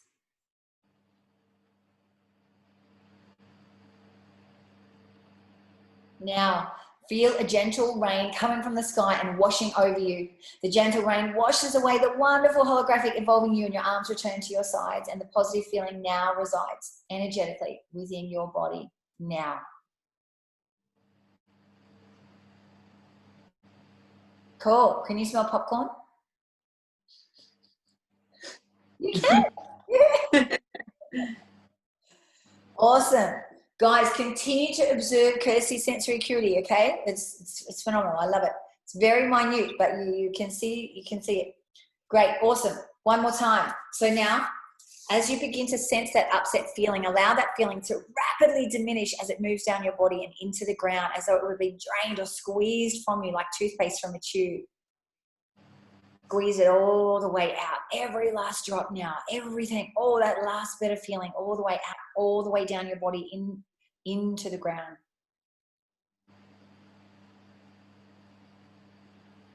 Mm-hmm.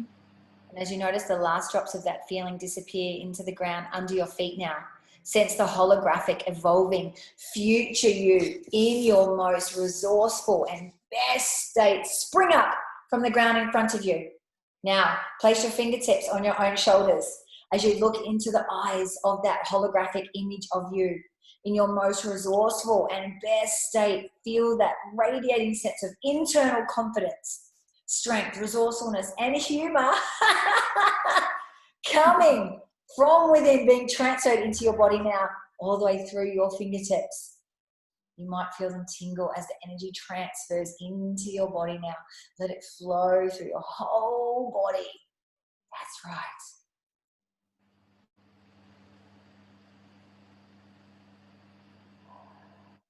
Good. And now feel a gentle rain coming from the sky, washing over you. The gentle rain washes away the wonderful holographic evolving you, and your arms return to your sides. And the positive feeling now resides energetically within your body now. Cool. Let's clear the screen. Can you smell popcorn? Great. 3. So there we go. Now, how do you feel? I feel really light. I can see that. I can see you getting lighter and lighter and more deeply connected to that feeling. Yeah, I feel like just layers came off me through that, if that makes sense, like of heaviness, and I feel light. Absolutely. And that third time was like, oh, yeah, I could really feel it landing on that third time. Did you guys all see that? I mean, me adding in that laughter also really helped too. You know, which is why, you know, again, adding in a laugh, even if you feel like you're faking it, doesn't matter. It just passes over to them. It's a beautiful state, laughter. Good, awesome. So now let's test. I want to check in on that upset feeling now. Has it totally disappeared? Yeah. Awesome. So we're done on that one. If they say no, you've got some things there that's suggesting for you to do. And then number 9 is future pace. So I want you to imagine a time in the future, Kirsty, when something like this could happen again. How do you react? Okay. Fine. Yeah. Awesome. I'm a little bit nosy. So what do you see yourself doing? Just remembering who I am and what I'm capable of. Oh, yes, that's right. And do you think that will be automatic? Yes. Amazing. Woo! Well done. How was that? Whoop, whoop. Is Nikki heading off as well? Oh no, it's good. Yeah, me too, Nikki. Love it, love it, love it, love it, love it. Beautiful. So that's a kinesthetic swish. Juicy, hey? So all right. I'm going to leave that one as we're not going to do that one as a practice, and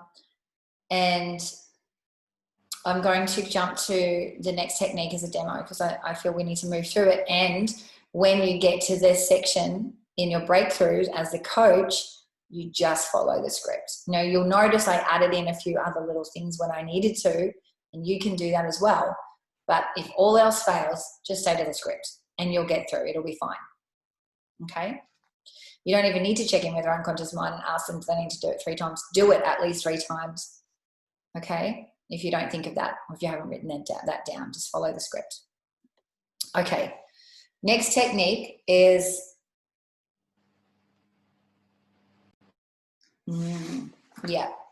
core transformation. This one, I don't know if I have a most favorite technique, but if I did, I would probably say it's this one.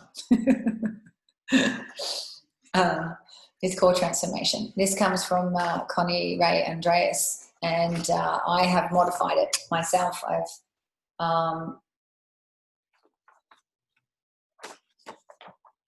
been adapted by Inspired Outcomes and myself. I forgot to put myself on there. I need to change that. So as you'll see, dear, before I move on, is there any questions about the kinesthetic swish before I do move to core transformation? Thanks, Jess. Yep, page 145. Drop them in the chat or jump on. Any questions about it? It's pretty straightforward. Okay, cool. So in core transformation, as you'll see, it says there, core transformation is not about willpower, discipline, positive thinking. It's a natural, easy process that connects us with our core self to facilitate lasting change, which is all of these techniques that you're learning, really, right? Connie Ray Andreas, she is trained in NLP.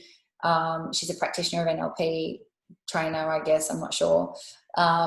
However, she has brought in a little bit more of the energy work, like the spiritual element to NLP. So this, this is beautiful. She actually has a book called Core Transformation. So if you wanted to grab that on Kindle, it's like $2 or something. So there's you could grab her book to understand it more, read more, hear demos, things like that. The other thing I wanted to also recommend, if you want to dive more into prime concerns and understanding that on a deeper level, Tad James has a book about prime concerns as well. So I can give you access to how you could order that through the company. So that may be of interest to you. So great, coming back, core transformation leads people to really reconnect back to and access and experience a core state of being. And a core state of being is being, you know, we talk about doing versus being. So it's reconnect, it helps to reconnect back to actually being, right? That's a core state. That's a core state. Inner peace, love, wholeness, complete, and or oneness.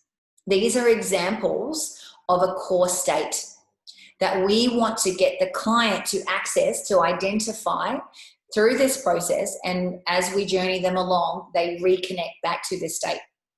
So I've got those examples up there of a core state because it's important to know that as we're moving through this process, because you've got to get to one of those words. We get it, basically we're chunking up.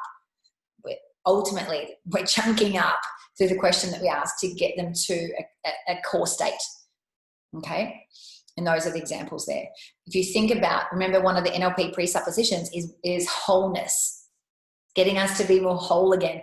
This is a phenomenal technique, just like parts integration is, to support that coming back home to wholeness again, completion, feeling whole, feeling one, okay?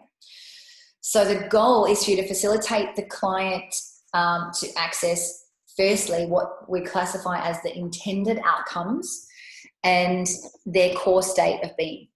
So step one, let's call it, there's many steps within this process, but overarching step one is to identify and welcome the part. So we ask the client, what is a feeling, behavior, or response you would like to change? They'll give you whatever they give you. The core transformation is meant to be something the client feels, thinks, or does that does not serve them. So at this point, if you think about where we are in the process of a breakthrough, where we've cleaned up all the past, we're now working on reconnecting back to the positives, really pumping up this feeling of wholeness and oneness and confidence within themselves, being in their best, most resourceful state, most resourceful version of themselves. And so along this process, there may still be some things that are present for them that they don't want to have, that we haven't cleaned up yet. And so if this is the case, then this is going to be a beautiful technique for the client. So it's a problem feeling, a thought or a behavior that should be able to be identified in a few words, or sometimes simply felt or done. So I'm actually going to go straight into the demo, and I will record the steps. I will break it down and walk through, but really it is just talking you through the steps, which doesn't take very long. I will record that, but for now I'm going to do this as a demo. So let me do that so I can just get that done for everyone, and then we can move on. So who hasn't gone before, if anyone, I think some of you haven't, and feels that this would be good for them to do today? You're all going to get to have this, done when we do the breakthrough, but is anyone feeling like they would like to put their hand up?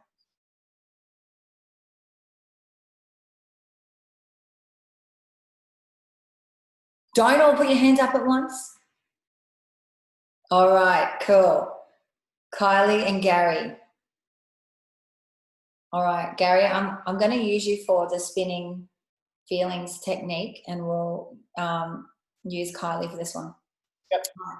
Kyles, come on up. Thanks, guys. Kylie Kilby. Awesome. Hey, Kyles. All right, I can't hear you very well. Say that again. Is that better? Yeah, that's better. Okay. So what is the feeling, behavior, or response that you have that you'd like to change? We're at step one, at number one, ask. Feeling anxious. What's going on with all these anxious people in our training? Okay, cool. Feeling of anxious. Great. So, good. And so we go to step two. Is it okay if I coach a little bit to the guys as we go through this? Yeah, of course. Yeah, cool. Do you experience that as a behavior, a feeling, or a response? Tell me a little bit about that. response, but Okay. it's also a feeling. Good. Okay. And tell me a bit about, when you do it, how you do it.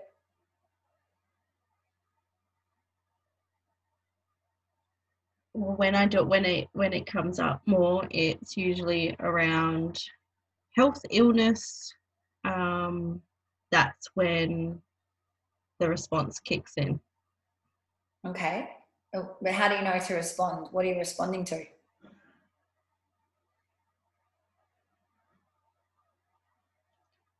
The illness. What illness? Or when the kids get sick, or how we get sick, or I get sick. Okay, so it's only when someone gets sick? Yes, at the moment, yeah. Okay, so you do it as a response when someone else is sick or you're sick. Mm-hmm. And the feeling is what? Overwhelmed, scared, worried. Okay. So guys, what I'm doing is just getting a little bit of information. This is let them tell you a little bit about how and when they do it. I just want a little bit more information. It's going to help me as I move through. Cool. Because it helps me in terms of what I'm communicating to her so I can make it relevant to her. Okay. So I'd like you to close your eyes to step 3 now. I would like you to close your eyes and mentally step into a specific incident which you felt this, or you created this anxiety, this response of anxiety, which is also a feeling. When this occurred, similar to when, I'm guessing when Leon was sick was the most recent one. Okay, so similar to when Leon was sick, and therefore that led to you having these feelings of overwhelmed and scared and worried. And I want you to notice internally as you begin to have this feeling and response, what inner pictures, sounds, or feelings go with this response. You can tell me a little bit about it if you want, or can you repeat the question? So I want you to know, are you at this event, a specific incident, looking through your own eyes, and we're associated in that, and what did you notice internally, inside your head, as you begin to have this response? What inner pictures, sounds, or feelings that go along with this response? Panic. Good. What else? Are you seeing any pictures?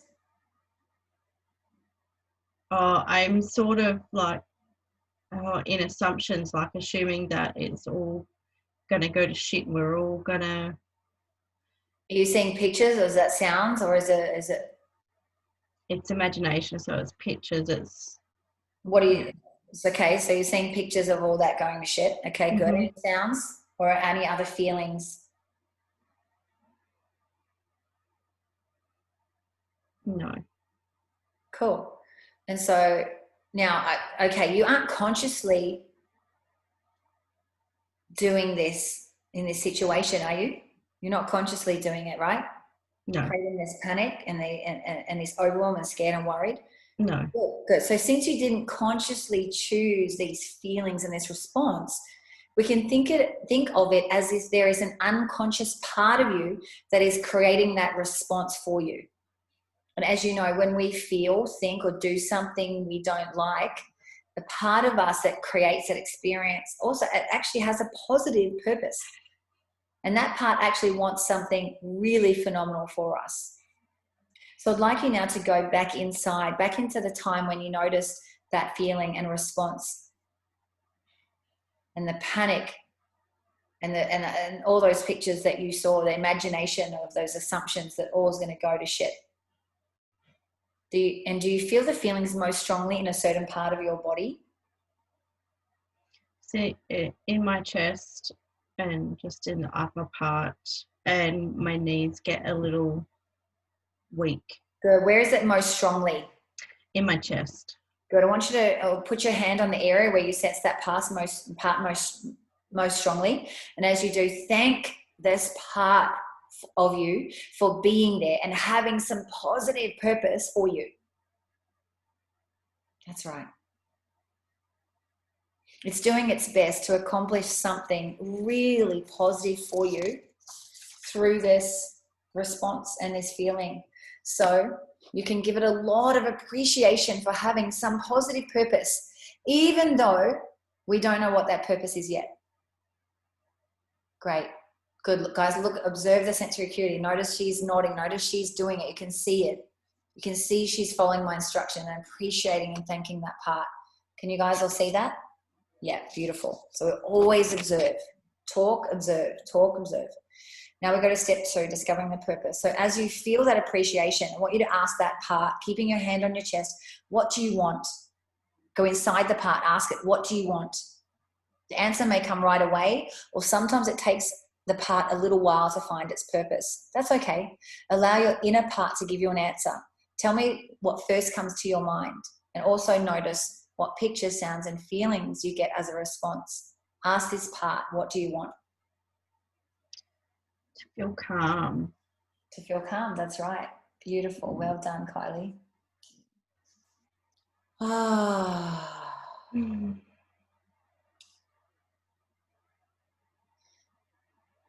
Now thank this part for being there, for wanting that for you and expressing what it seeks to be calm. Now ask the part, we're at 7, ask the part if you have the experience of being calm fully and completely. What do you want through having calm, this feeling of calm that is even more important?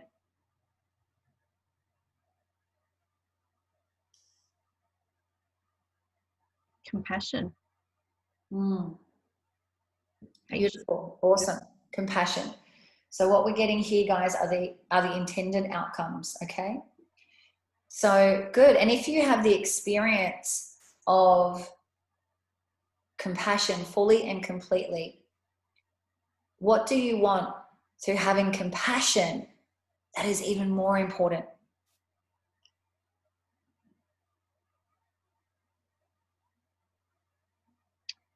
Patience. Great.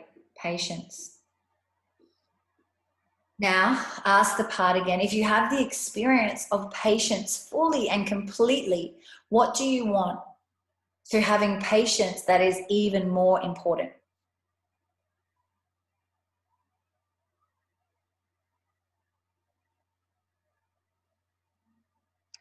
The love comes up, whether it's sharing love with them or with myself. Good. Awesome. Love.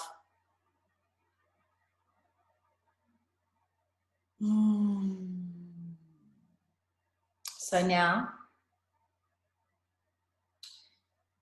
if you have the experience of love fully and completely, is there anything that you want through having that that's even more important and even deeper? No. Okay, good. No, nothing else was coming. Okay, beautiful. I want you to just enjoy that core state of love right now. And notice how good that feels.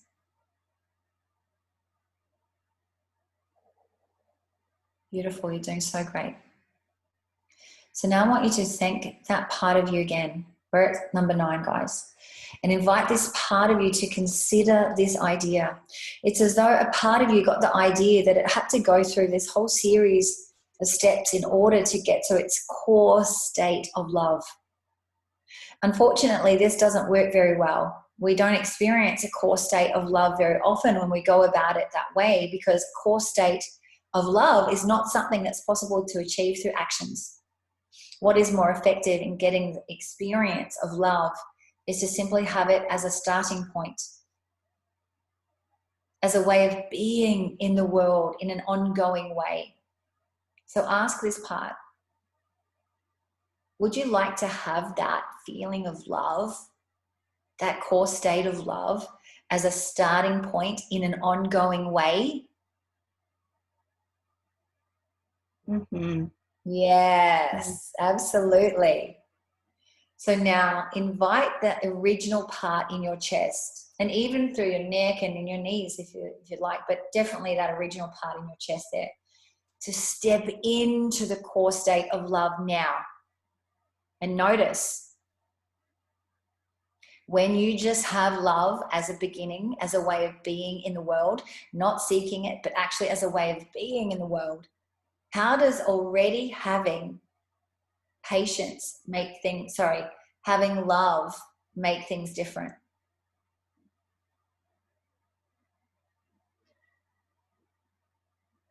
It just makes things easy, and yeah, it's just awesome. Love it. Enjoy that right now. Now we go to step 3, guys. Next page, 147. Stay with that, Kyles. So now we're going to do the reversal, okay? Specific reversal. Now, if you had love fully and completely as a way of being in the world in an ongoing way, how does it transform your experience? Would you need to seek patience, or would you already have it? I'd already have it. That's right. And if you had love fully and completely as a way of being in the world in an ongoing way, how does it transform your experience? Would you need to seek compassion, or would you already have it? I'd already have it. Exactly. That's right, you would. And if you had love fully and completely as a way of being in the world in an ongoing way, how does it transform your experience? Would you need to seek to be calm, or would you already have that? I'd already have it. Absolutely. So now on to number 12. Do you still feel that feeling and response is under your hand, or does it feel now as if the part has integrated throughout your body? I can feel it through, and it feels lighter. And Good. Yeah. And it may also still be moving through and integrating.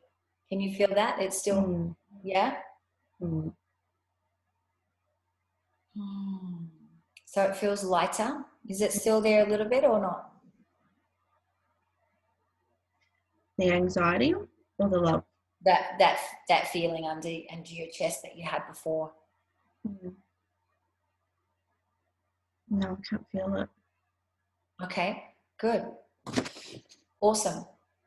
So sometimes a feeling and a response like this is physically young, and it's important to give it a chance to grow to your current age. And you do this simply by asking the part to grow and develop to your current age, relying on the wisdom of your unconscious mind to guide the process. And your unconscious mind will happily do that for you. And now float up above your timeline and float all the way back to the very beginning, to your birth, or if appropriate, even before your birth. And notice that in the beginning, you were one complete being. There were no parts fractioning out using different behaviors or responses or feelings to seek a core state. You were one. Allow yourself to stay connected to the whole and experience this wholeness. While remaining whole, move forward above your timeline, coming back to now, keeping love fully integrated into the whole as you come forward above your timeline. Only as quickly as you're able to float back to now and allow each and every event of your life to be re-experienced in your core state of being love. And once you're done, come back to now, keep your eyes closed, and let me know when you're back.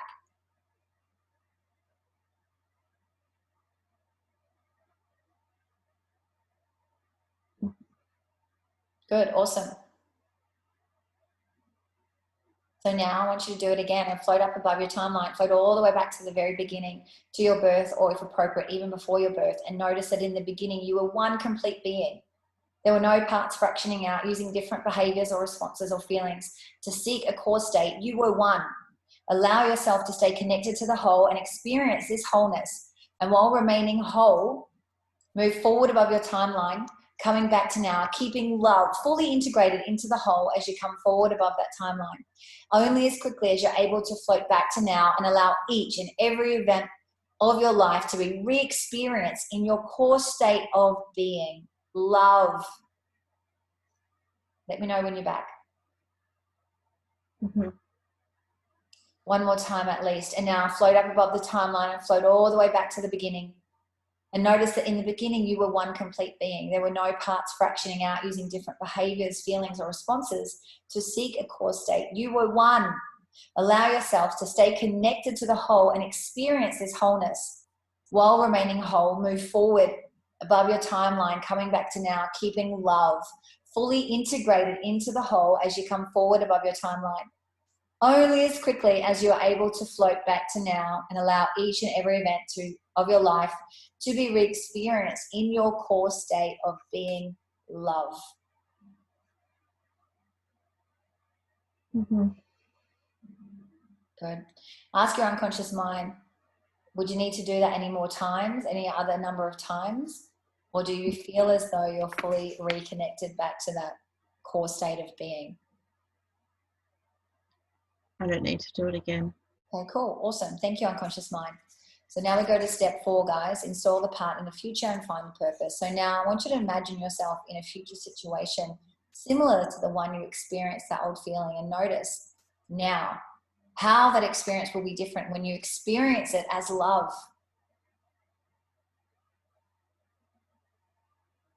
Mm-hmm. Notice that? Mm-hmm. Good. And now imagine yourself living 10 years from now in your core state of love. I want you to float all the way out to 10 years from now. Turn and look back towards now. How are things different for you when you see how you've lived from within your core state of being?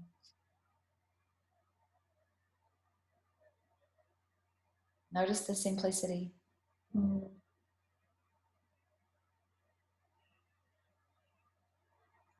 And now when you're ready, come back to now and come back into the room.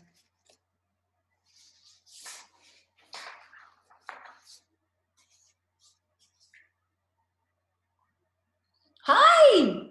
Hi. You smell popcorn? No.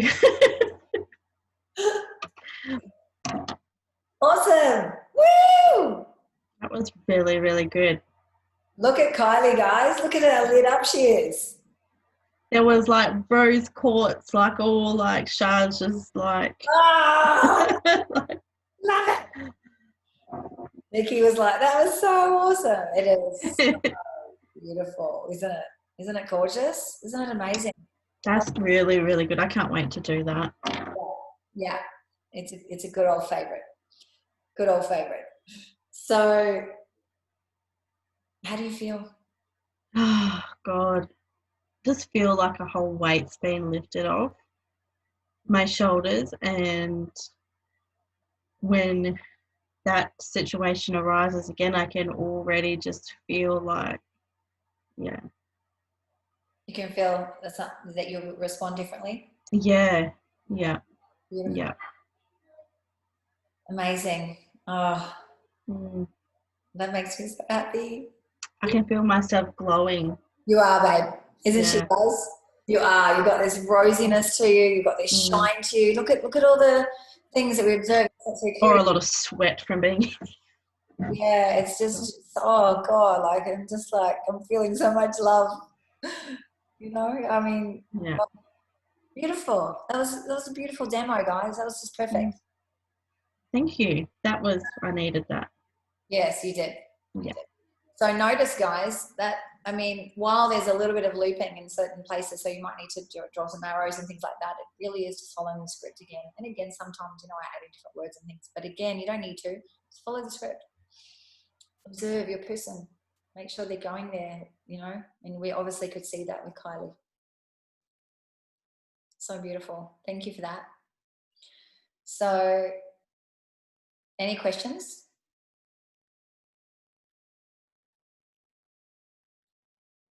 So the intended outcome she gave us was to be calm, compassionate, patient, and then we got to love. As soon as we got to the core state of being one of the core states, and she was done, then I knew we were there. So then I well, went through some of the other steps, but then eventually we came back around as we got to the reversal. And the reversal in number 3 is then, I basically went from the bottom intended outcome up to the first one. So I went from patience, compassion, and to be calm. And I used the ones that she said in that place there. Whew. Love, love, love. We all love this one. Going to be a favourite. Yeah, it's very powerful. Yeah, absolutely. Now, just to make it really clear as well, let me see. No, I'm not going to say that. I'm not going to say that. Okay, cool. So let's do a little demo of the next one, which we'll do that one. Then we'll move over to me kind of like talking through as much as possible of the process, so I can give you guys that kind of big picture of how it all ties together.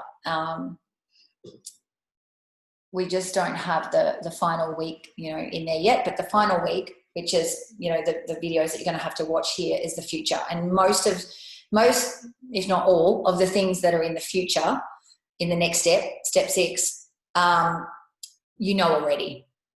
It's putting goals into the future and, setting them up for success when they leave and so forth. The values hierarchy we come back to values. You've done that already as well.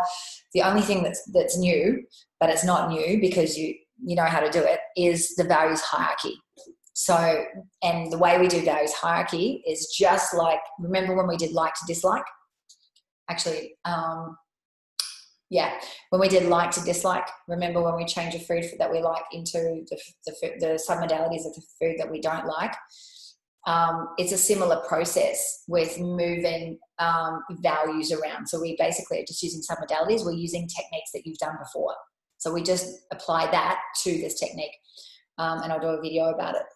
But, okay. And it's not something that we can practice. It just needs to be like throw in and do it when we actually do the breakthrough. So we're going to do spinning feelings demo, and this is the new one that I've added in, which is going to be fun. So the only one I haven't demoed is ecstatic state elicitation, but that's okay. Let's get to spinning feelings. So Gary, come on up for this.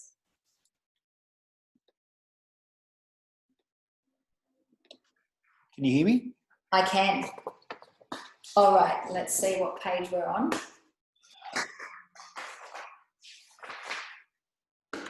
Cool. So we're on page 141 and 142.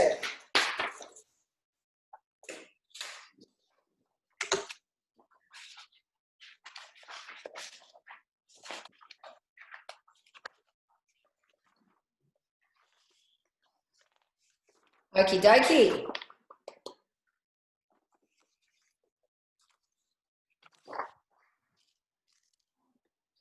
So similarly to the other process, but the last 2 processes actually, kinesthetic swish and core transformation, although core transformation is also a response or a behavior, but let's say similarly to the kinesthetic swish, is that the spinning feelings process is when we're working with a sensation, a feeling, okay? So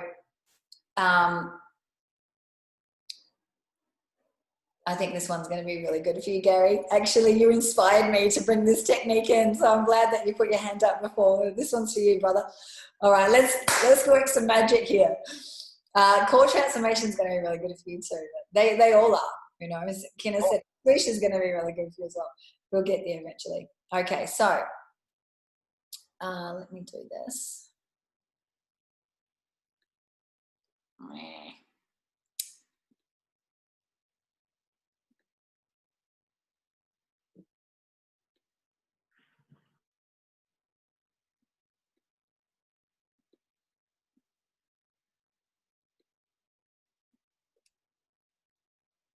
Okay, cool.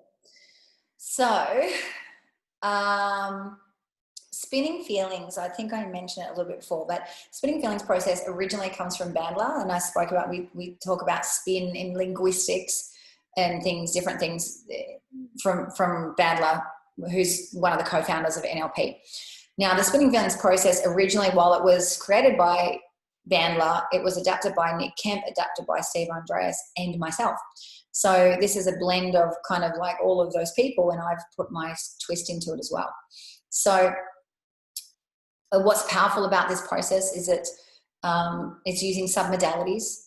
Okay, so we're playing around with the submodalities of a sensation. So, Gary, what is the feeling that you have that you would like to not have? The sensation feeling.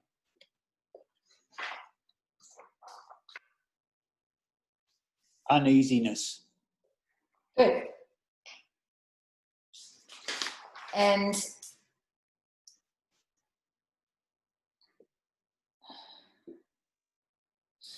so when you have this uneasiness, is there a sensation in your body? Yeah. Can be two places. Sometimes in the chest and other. Can you close that door because it's echoing? Thanks, sir. That's weird. Yeah. Just the other computer's echoing because it's. Oh, okay. Yeah, get it. Goes in there. Yeah, chest or weird groin. Okay, cool. And so, so this uneasiness that you create, is there ever a time when you don't do it? Absolutely. Okay. And what do you feel when you don't do it? So this is number 2, guys. I feel good when I don't do it. Good. What's the feeling? Like uneasiness is when you're doing it. What is the?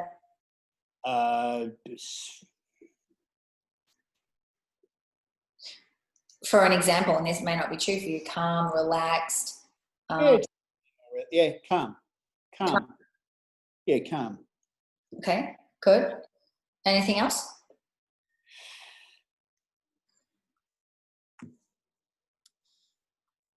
Calm's good. No, calm and present.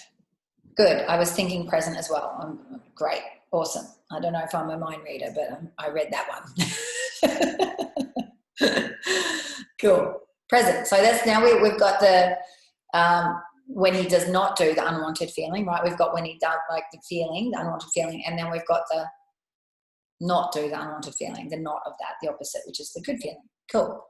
And so when do you do that one? When do you do the feel good and the calm and being present? When do you do that?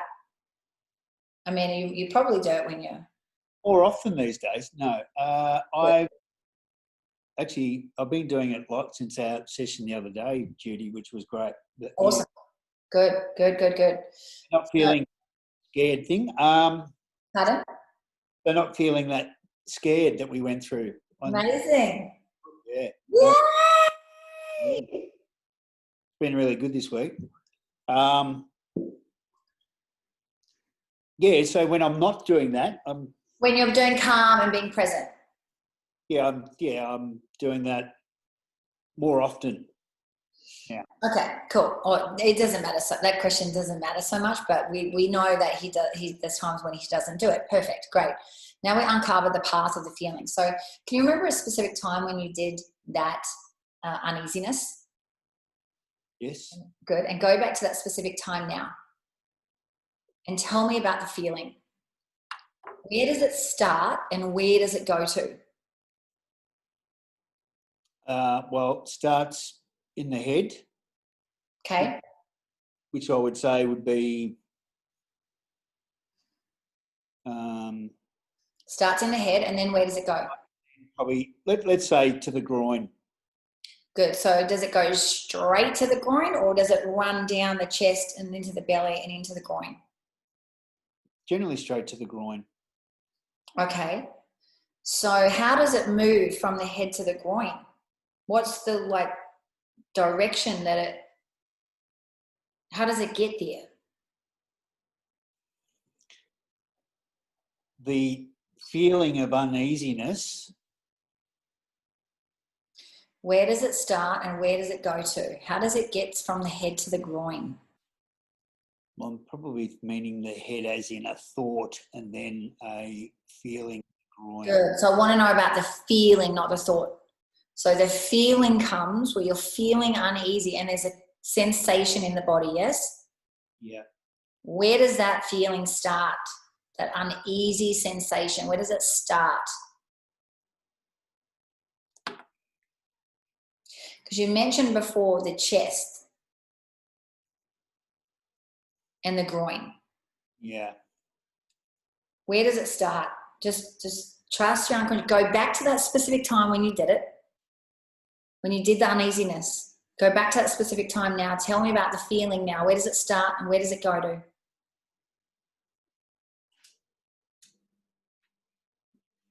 Yeah, it probably is still really the head to the groin. Good. And does it move through the chest to the groin or not? What's the path of that feeling? How does it move from the head to the groin? Just show me, or explain it.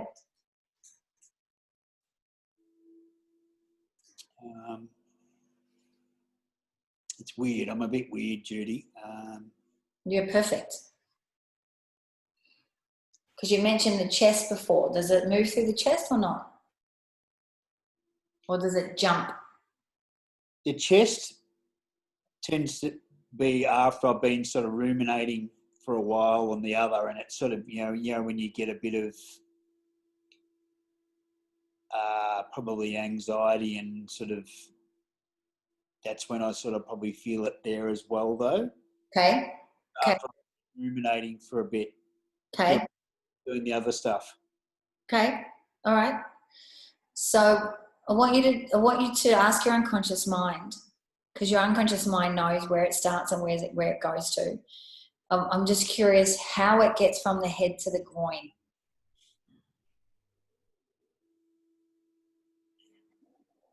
However you do, it's perfect.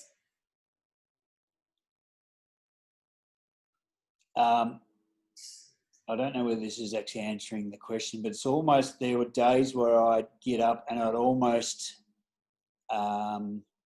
what's the word?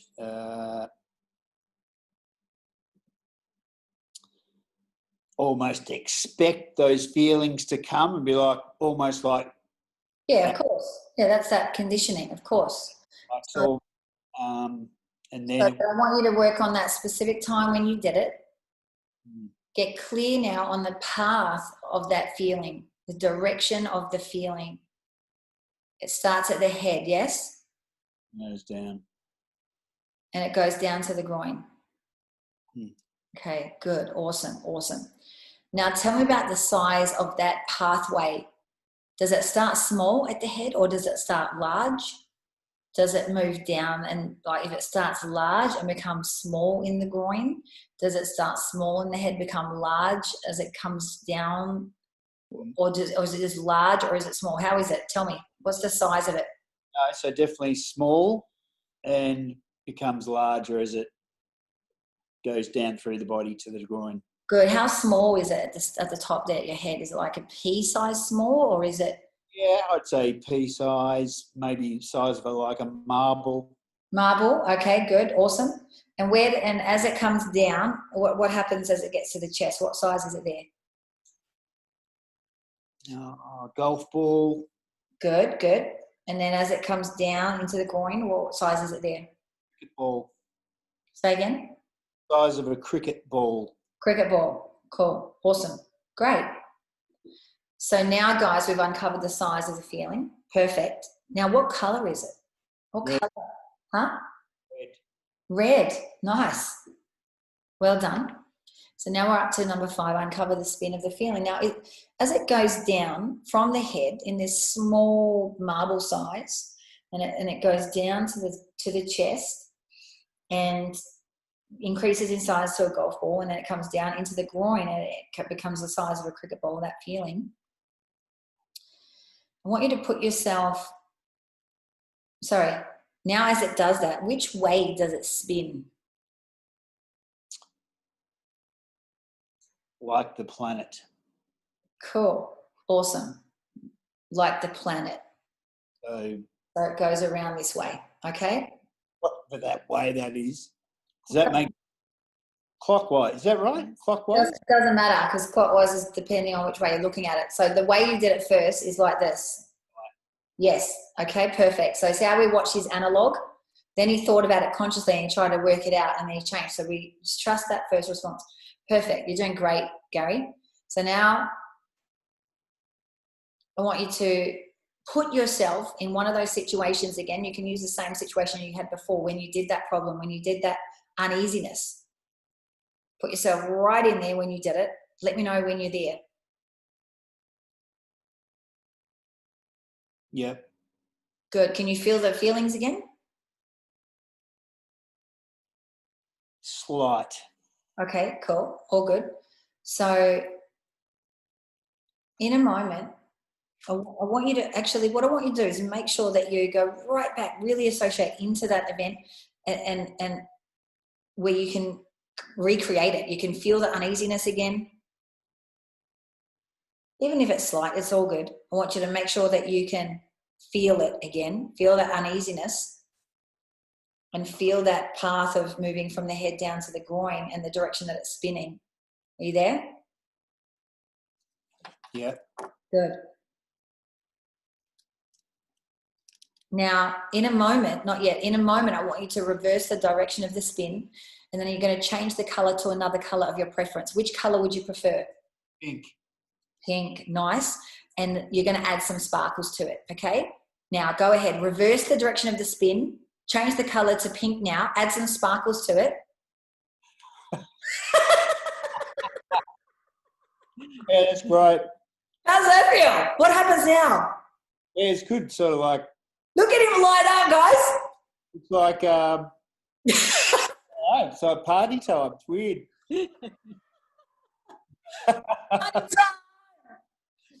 You did a few of those party times, didn't you, back in the day? I did. I probably partied with you on the podium, mate. All right. Oh, it's funny. It is funny. How does it feel now? Yeah, that's good. I like that. That's can I open my eyes now? Yeah, that yeah, you can. Was so funny. Like changing the direction and the colour. It's really it's quite amazing. Yeah, it's powerful. Look at Gary, guys. So Look. Oh my God, I'm loving it. So totally. Yeah, like sort of. Oh shit! To like. Yeah, I don't know. It's what's the word I'm looking for? Yeah, it's great. Yeah, anyway, it's a lot. It's different, isn't it? Very different. Yeah, it's so like. Yeah, wow! It's like a real. Yeah, absolutely. Upside down, and it's just it's like just looking through different lenses. Absolutely, absolutely. Yes. Yeah. So, guys, all right. I'm gonna say something important. I'm gonna stay with Gary for a little bit longer. So, Gary, I want you to go and do it again. Once you go on the same event or another time when you did it.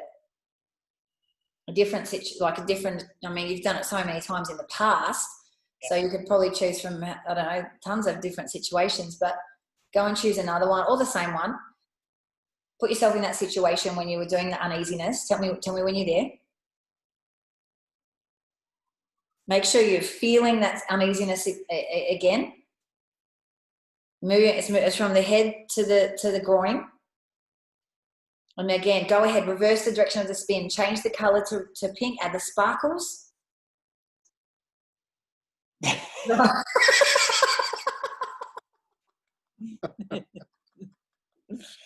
That's hilarious. Hey? That is hilarious. Like to visualize that total, but same thing, but like different colouring, go the other way and add sparkles. What the hell? That's awesome. That's fucking bizarre. I know, right? Cool. Let's do one more or two more. We'll have many times we need to. We want to make sure that you can do this at the unconscious level. I'm installing the process for you now, okay? Go and choose another event. You could even choose like a different scenario.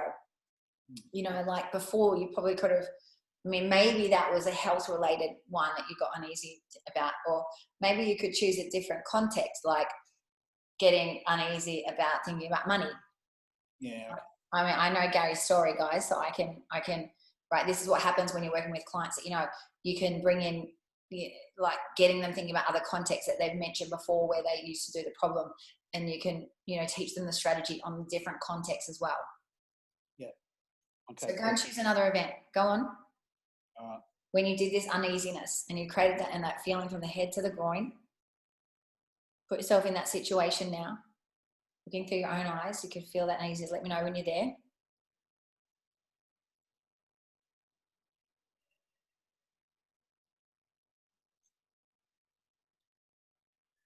Have you got a specific event that you got? Good. And have you got the feeling? Can you do it? Yep. Good. Now I want you to reverse the direction of the spin again. Change the color. I love his response. It's so good. It's gold. Oh God, it's just like what a. I love seeing you laugh, Gary. It's really funny. Like it's like what a fucking big girl. Like, and then you do. We've got pink with sparkles. Like, it's actually quite. That's hilarious. It's like you just. It's like. It's almost like it feels like you pull the carpet out. It's just like fuck. You're falling on your ass, but it's like who gives a fuck? Like it's quite. Instead of being, you know, that fucking, that real... Yes. Yeah, it's quite funny. That's really bizarre. We better do another one. Yeah, do another one. Go on. You're so cute. No, it's good. It's so cute. All right. Let me know when you've got it. I mean, you may even not be able to do the problem anymore. I don't know. You're learning this so well. It's getting harder to find it. Yeah, I noticed that the last time. Like it's not as strong. Nowhere near as strong. Good. Awesome. Great. This is where we want to get to, guys. We want to get it to so it's automatic that he can't fucking do it. It is much harder to find it, but anyway, we'll give it a bit of a go. Good. Okay, go on, find another situation where you did that uneasiness. Let me know when you're there.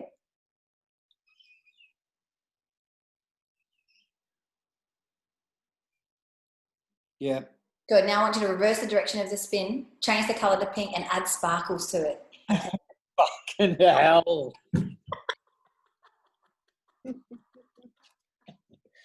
We fucking solved it. This all pink fucking ball go the other way, sparkles. We're fine. Oh, yeah! Oh, that's so funny. Fucking hell. That's what we want. That's what we want. This is the response I wanted. Yeah. All right, cool. Awesome. So excuse me. Now let's actually, I'm going to throw this in. It's not in the script there, but I'm going to get Gary to check to see how he responds in the future. So Gary, I want you to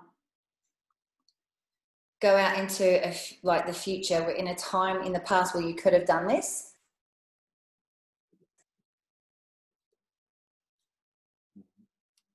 And what happens? Like, do you need to feel the feeling and then consciously remind yourself to change the direction and change it to pink and add sparkles, or does it just happen automatically?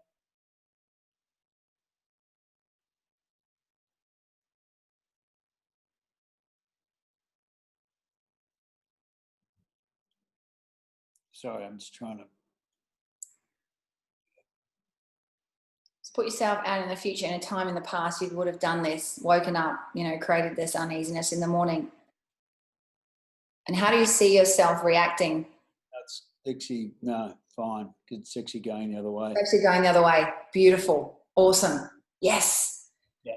Amazing. This is what I wanted to do. So we make it automatic for him, right? It's like automatically, it's just going to spin the other way. He's not going to create that. So guys, what we've done, or what I've done in this process, is I've scrambled his strategy. I've messed up his strategy of the one that he used to do in the past. How powerful is this, guys? Bizarre. Yeah. Right? Oh, I've just some submodalities, right? Different submodalities: spinning, color, and sparkles, which kind of just, you know, gives a little bit of a Oh, that's great. good, awesome. So now, would it be okay? So we're on number 7. Would it be okay for you to have this response in the future, like we just practiced, instead of the old one? Absolutely. Good. And now, are there any situations where you would rather have the old response? None. Rather than uneasiness, whatever. In some situations, would it be helpful No. to have some uneasiness if you're in a situation that you need to maybe like be aware? Oh, yeah, mate, like for my safety. For Maybe. safety. Yes, exactly. So some cases that response in certain situations is important. So in that situation, to keep yourself safe, notice that do you think you would be able to spin it the other way and allow that to happen in a situation where it was necessary for your safety?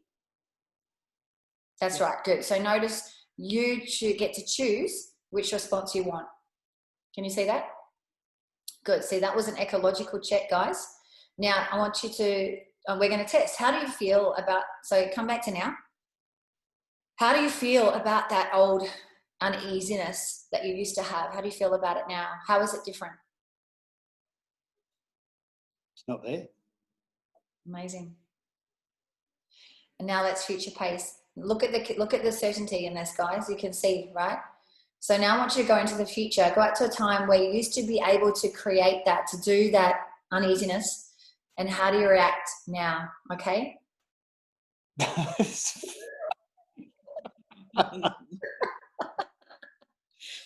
going to have some more laughter coming out of Gary now, Kimmy.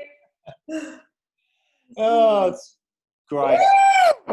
I get you. You're going to be so fucking serious. I'm going to add sparkles to everything. Absolutely. Really, that's amazing. Yeah, just like you're very clever. No, thank you. Well, I'm just, modeling the guys that Young lady. and throwing in some extra things just to, but that's amazing. Yeah, as the Kirsty said, so good seeing you laugh, Gary. Absolutely. Nikki said magical unicorns, Gaz. Absolutely, yeah. All right, amazing. So again, guys, of course, there was a little bit of, inquiry into that. But again, it really is just following the script. Like seriously, you just follow the script. It's really simple. So if you get a chance, you could, have a practice. But I don't think you need to. You're going to get to do this on the day in the breakthrough weekend. And so, all right, let me just do. Have you guys got like 10 minutes? If you guys can't and you need to jump off, go ahead and you can come back and watch the last 10 minutes of this. But I would really like to just, as I mentioned, start to tie everything in together. So if we go back to the beginning of where we started in week 1, and I will create a video for you guys to watch, which is bringing it all up and, taking a little bit more time. This one's just going to be a little bit of a zoom through. So you'll have a video to watch from Tuesday, if not earlier, on this. So what happens is we start with what we call a detailed personal history, week 1. The way that this is structured is that we're doing 1 session a week for 6 weeks. Now, the recommendation is that each session is at least 2 hours and you may need 3. Now, if the client didn't have or you didn't have 3 hours in one sitting, then you would need to see them twice in the week. Okay? And I would personally, my personal preference is at least 2 hours, at minimum an hour and a half. And for the first one, you're gonna need at least 2 to 3 hours, and that needs to be just zoomed straight all the way through. So be prepared for the first session to go longer if you need it. And then each week, so you've got step 1, 2, 3, 4, 5, 6. Each week, you should be at the next step. Does that make sense? Each step, each week, you're going to be at the next step. So you do the breakthrough over 6 weeks, and then we can do a check-in a month later, which is kind of step 7. So,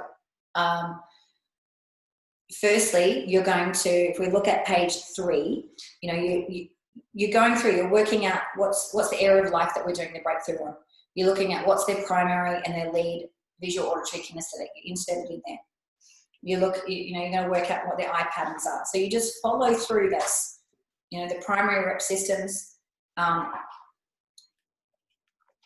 What I'll actually do is I'll create that as a task as well. That could be a pre-task that you send them to save a little bit of time, and they can send it back to you. So you'll find in the resources, there's client stuff. I've put in like, and I will be adding in more stuff, which is tasking and things. So I'll actually put that in as a task that you could send them to save a little bit on time if you wanted to, or you could just read it out to them and then just do it on the spot. So, and then you do the simple meta programs. We've done that, and it's boom, boom, boom, you know, 6 minutes. You're asking them those questions and you're getting that information. You're not going to do anything with it yet. You know, it's not necessary at this point. You're just going to get the information. Then you start with step 1B. So that was all 1A. 1B is the detailed personal history part, really. So you're in rapport with the client, and this is where you want to start by understanding what we're working with. What's the problem? What's the presenting problem? And our goal is to get to the root cause of the problem in this process. That's our only goal. Get from presenting problem to root cause problem. Well, it's not our only goal. It's the main goal. Plus, we want to understand how they do what they do. We're going to get some content. We're going to elicit strategies. The strategies tell us how they do what they do. So you ask firstly, why are you here? Why are you here is trying to understand all of the things that are not working in their life. They may give you things that are not relevant to the breakthrough that they want to have, and that's okay, because what this does is also gives you an idea of what are other areas of life they may also need a breakthrough in. So you could do one breakthrough with that client on business, and then you could also say, hey, you've said, you know, an area of health or an area of relationships or an area of something else that's not working. Let's do a breakthrough on that as well, which would be another expense and a whole nother breakthrough. Okay, so you're just getting all of that out, all of the things that are not working in their life. Then we get to, okay, you mentioned you want to have a breakthrough in this specific context. And so in the context of business, how do you know you have the problem? Right? And they would have already mentioned something about that in the previous step. Why am I here? I'm here because I'm not making the money that I want to make, as an example, in business. A lot of you are doing business, so that's a good one as an example. So then I would say, well, you mentioned that you're not making money in your business or whatever it is. Let's say that's the thing. How do you know you have the problem? That problem. And they're like, well, I'm not seeing the money. I'm struggling paying bills, blah, blah, blah, blah, blah. Whatever it is that they say. And remember that this is the presenting problem of I'm not making enough money. That's the presenting problem. That's what they see. That's their pain point, but it's still not the root cause of the problem. Can you guys see that? So we want to be going, how is that a problem? How is that a problem? How is that a problem? So here at that point, we continue to chunk down using our meta model to understand and try to get to, the goal is to get to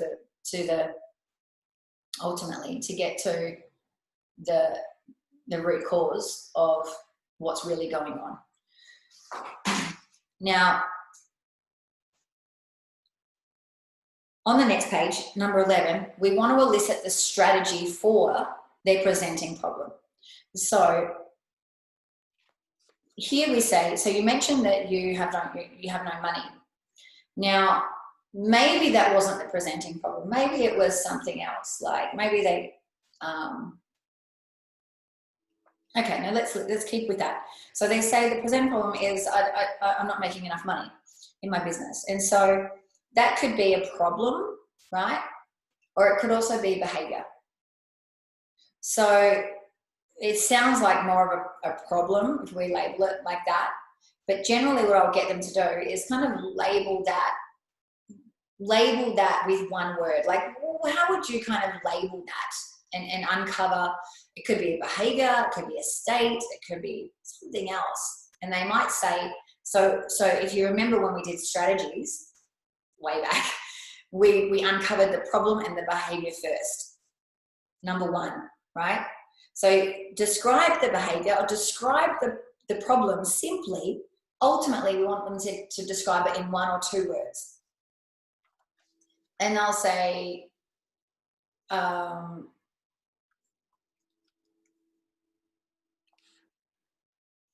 maybe they'll say, I'm hiding or procrastinating or scarcity thinking or something like that.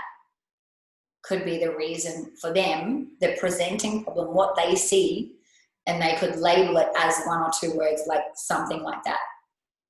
And so that is the presenting problem. Remember, presenting problem is the problem that they think it is, like that I'm procrastinating, or I'm like not showing up, or I'm hiding, or I'm not confident, or whatever, I'm doubting myself, whatever. Like, this is always what they know. This is the presenting problem. And so we want to elicit the strategy for the presenting problem, because that's a good strategy to understand. And because they know it so well, they also will know when it's not there. So when we kind of bring it back in at the end, we check that their problem's gone, we can be like, okay, so you know, are you doing that now, or is that not happening? And so it's good for the evidence when we're checking back in later.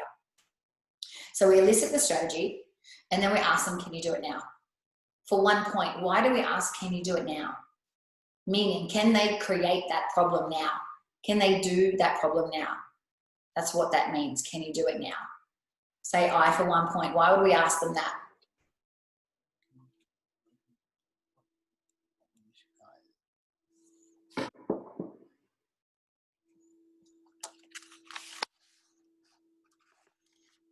Why do you think we would want to know if they can do that strategy and that presenting problem now? As in, like, in front of us. Do it now. Is anyone going to go for it? Is that you, Kimmy? To get them associated, would that be it? Maybe. Yes, definitely gets them associated. For the purpose of what do you think? To be able to describe exactly, you know, what they're experiencing in that problem, or to uncover their behaviour, perhaps. Yeah, you're on the right track. I'm going to give you half a point, and I'm going to jump to Nikki. What do you think, Nikki?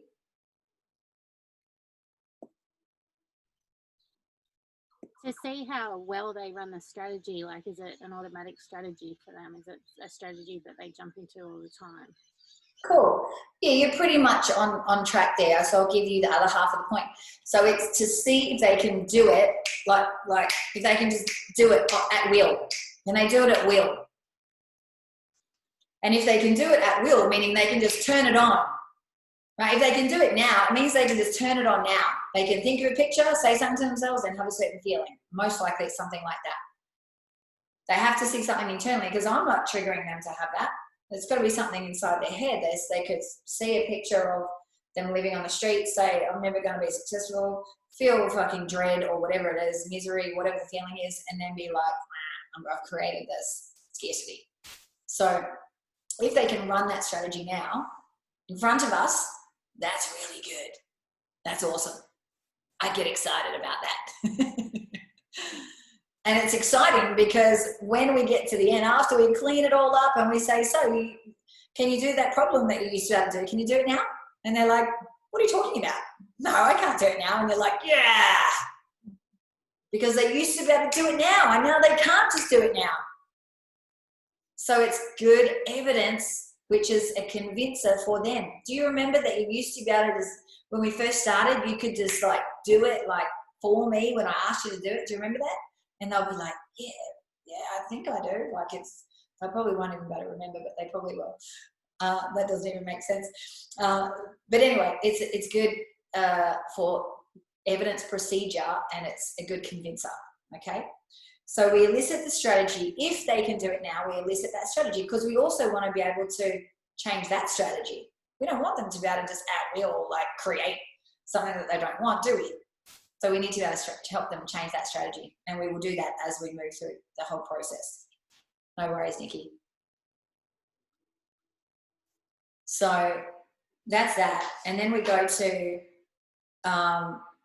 root cause, and this is where we're going to continue to I kind of mentioned it already on the previous page, but here is where we keep chunking down. How is that a problem? How's that a problem? How's a problem? Keep chunking down until we understand how the problem is a problem for a client. And remember, for 1 point, what do we want to get to? What do we want to hear them say in their language to know that we're at a root cause problem? What do we want to hear them say? This was on one of the recordings. Say I.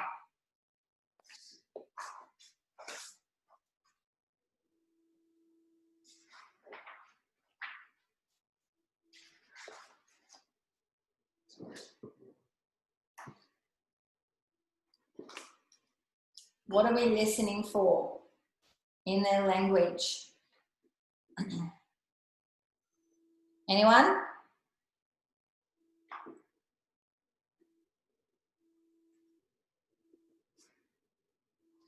By the way, Jess is winning the point game.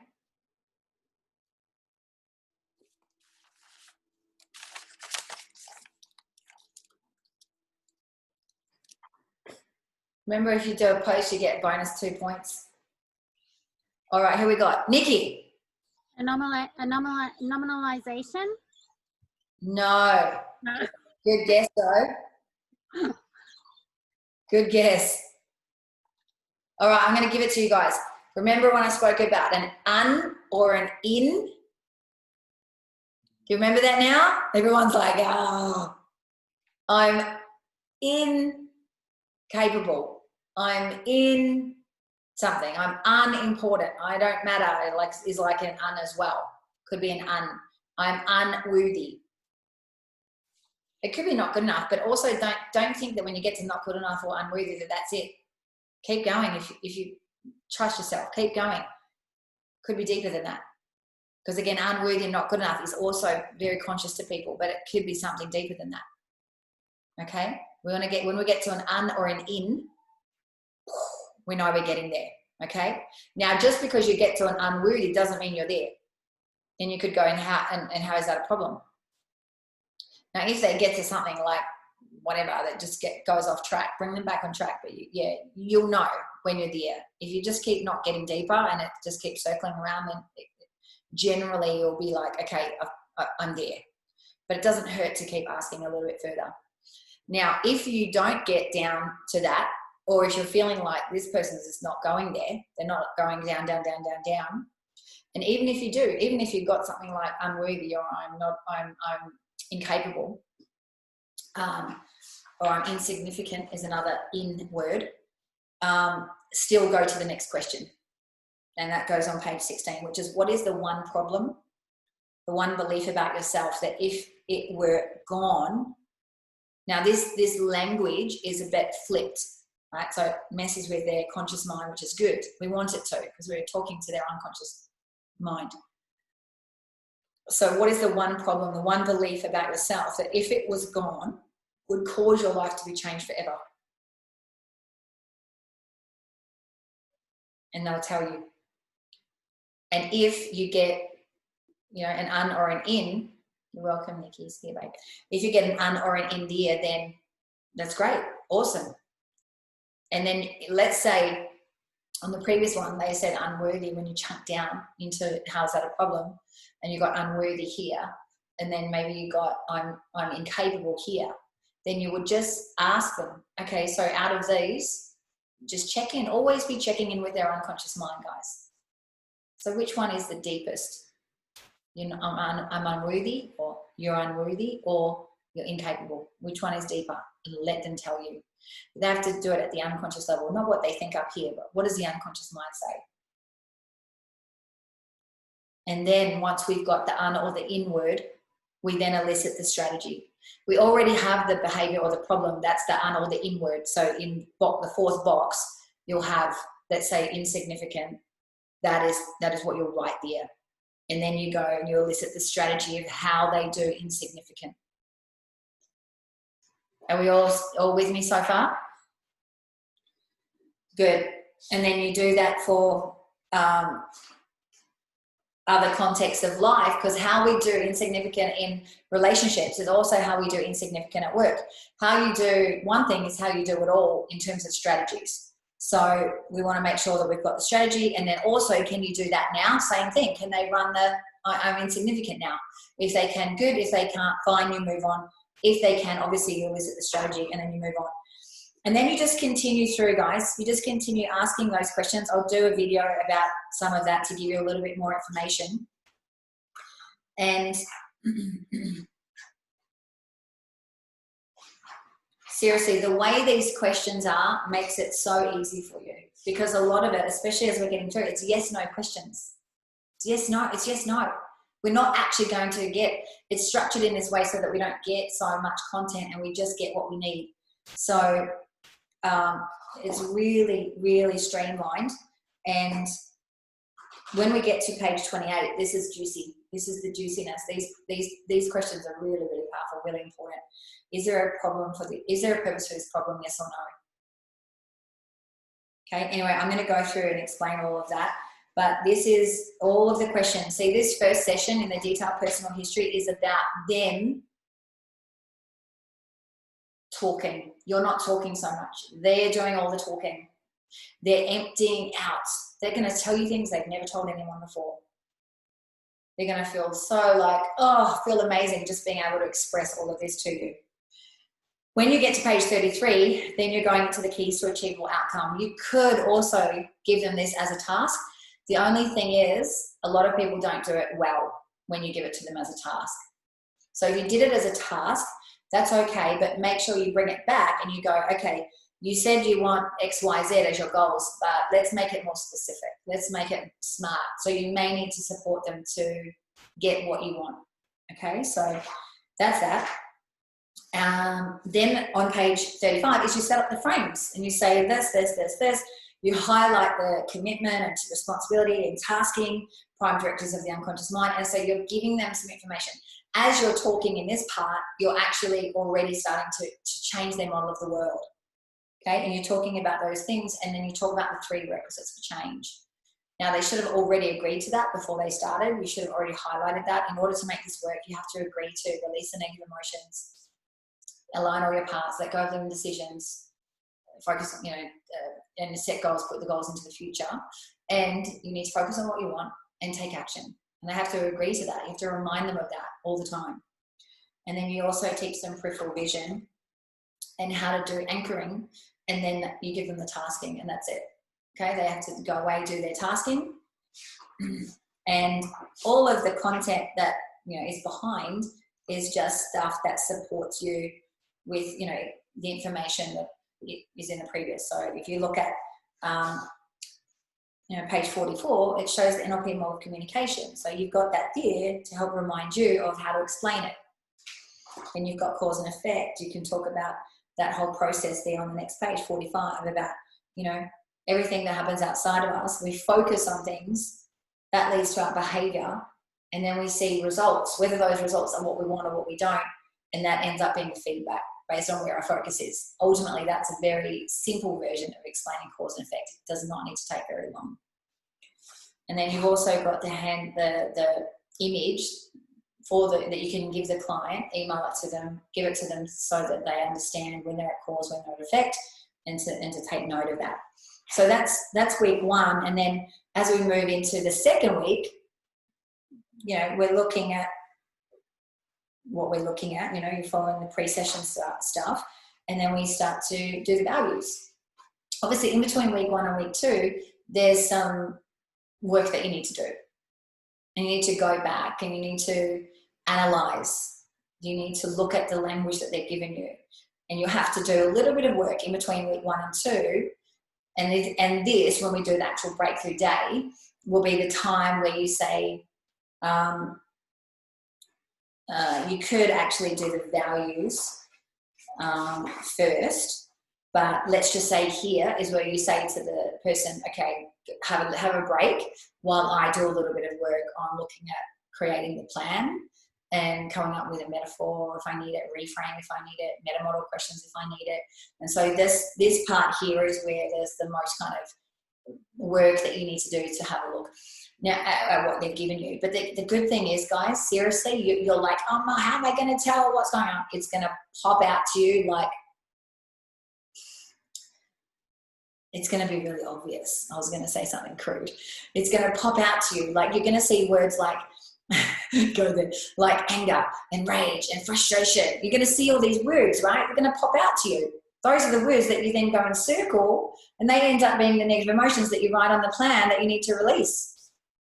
Remember, we're not looking at all the content of what the person gives us. We're looking at how they've created what they've created. Emotions in the past that are held onto is things that we're looking for, right? All those emotions that they give us in the strategy. We've got all those. Cool. They go on the plan. Hurt, guilt, shame, all the words that they give us. So you're just going back and circling the words. You're also going back and using your Milton model or your language presuppositions, and you're looking for the key words. If, then, oh, that's a cause and effect statement. Okay, what meta model question could I ask them? Yeah, it wasn't my fault. She did it to me. You know, all these things. You're looking at the language. You're looking at the structure in all of the content that you've written down, because you would have written it down word for word, and then you're going to use that and then spend a little bit of time, an hour, probably max, and then you create what you need. Okay, so yes, it does require a bit of thinking, but this is the process, and you'll know, trust me, everything that you've learned at the unconscious level, it's right there, and it's going to just pop out to you, and you'll know exactly what to do and what to do with it. And so then you create the plan. As you see on page 51, that's the plan. I mean, we already have the 5 negative emotions there. If they didn't say those emotions, generally we'll still do it, or we'll check in with their unconscious mind and say, hey, you didn't mention hurt, but do we need to release that? Yes or no? And then you write down the other negative emotions and that they've mentioned. You also write down all the living decisions that they've mentioned, like I can't, or I'm not, or whatever. I'm unworthy, I'm insignificant, and those ones. And then you're looking through that content as well that they've given you. Is there times when you saw the word part of me wants to do this, or I'm conflicted, or I can't decide? You know, those kinds of things indicate parts integration. So notice the language is going to pop out to you, and that's going to communicate what we're going to be working with. So then in that part, you're going to be, you know, coming up with some questions, that you need to ask them, any reframes that you might want to create for them, a metaphor. It's great to start with a metaphor. When they come back, give them a metaphor. What that does is loosen their model of the world, loosen their grip on their problem. Cool.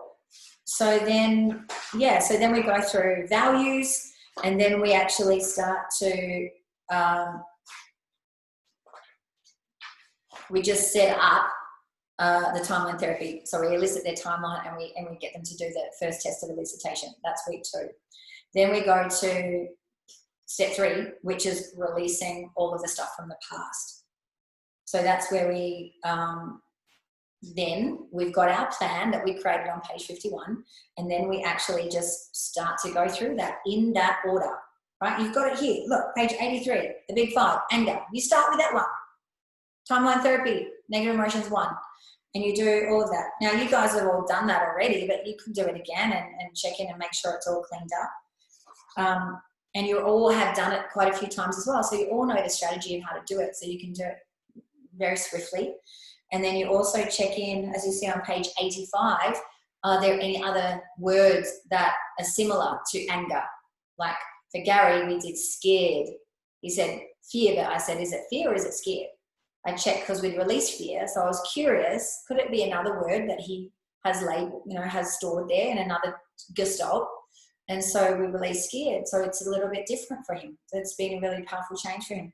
So you'll see on there's anger, there's pissed off. They may have mentioned that word. So you know, you've got to make sure you circle all of those kinds of states and words that they mention. And then you would release those ones as well. So you're releasing all the negative emotions, all the additional ones that they've mentioned, like frustration, disappointment, shame, and so on, using negative emotions too. And then you run the anxiety model, right? You get them to do the anxiety model, and that's the end of step 3. Then we go to step 4, and so you guys are just going to be doing this like back to back to back to back to back. You can have little breaks when you get the unconscious mind, you know, gets a bit tired, but Then we go to step 4, which is release and transform the significant emotional events and living decisions. So we do a parts integration where necessary. And we do any other cleaning up that we might need to. I mean, for you guys, it's going to be a lot easier because you're just going, it's actually a lot easier to do it all in one sitting. It's tiring, can be, but it's faster, way faster. And then you do the timeline sweep and scan, which we did, I think, last week.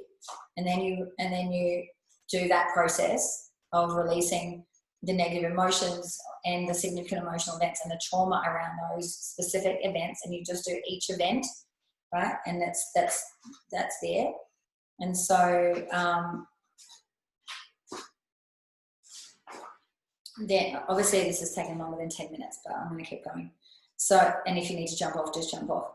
And then, you know, there's some other steps, like we test to see if the problem's gone then. So, okay, cool. If they could run the strategy before, so you used to be able to do insignificant, like you could just call it up and do it. Can you run it now and test to see if they can do it?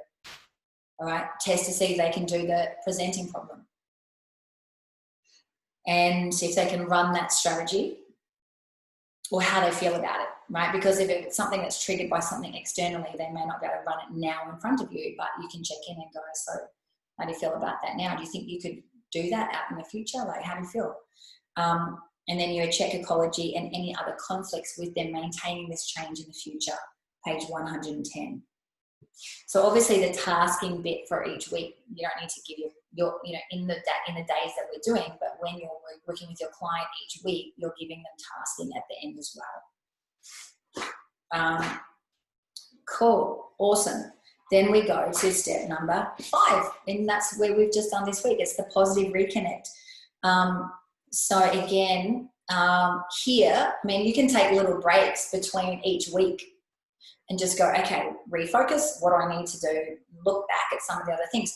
Because you do the timeline therapy process and getting all the learnings, you could, before the positive reconnect, you could go back, have a look at their learnings that you've written down, because you write them all down, and you'll see love or happiness or whatever it is, and then you can write down your plan and go, okay, I think these are the 3 positive emotions that will benefit them to reconnect to. And you look back at anything else and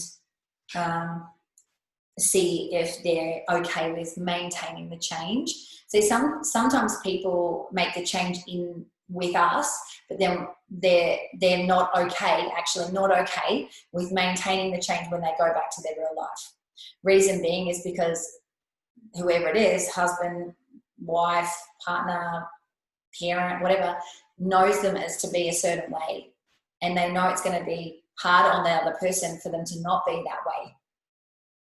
So at the unconscious level, they're like, oh, it's actually not okay for me to be this empowered best version of myself, because that's going to cause a lot of friction and conflict, and I don't want that. That's like, doesn't feel good. So I'd rather just go back to my old way of being, because that's easier. This is sometimes what happens at the unconscious level. So you need to make sure if that is happening, like, which is the question of, you know, is it okay for you to maintain the changes in the future, is to listen to what they give you. Is there any parts conflict with that? And we need to identify that. And if there is, do parts integration. So we're constantly checking for that, really, in these steps, to make sure that they're aligned and everything is going to be able to be maintained, because we want sustainable change, don't we? Long-lasting change. And then we, in this exercise, I've mentioned drop down through technique. This is a phenomenal technique, but it's master practitioner level only.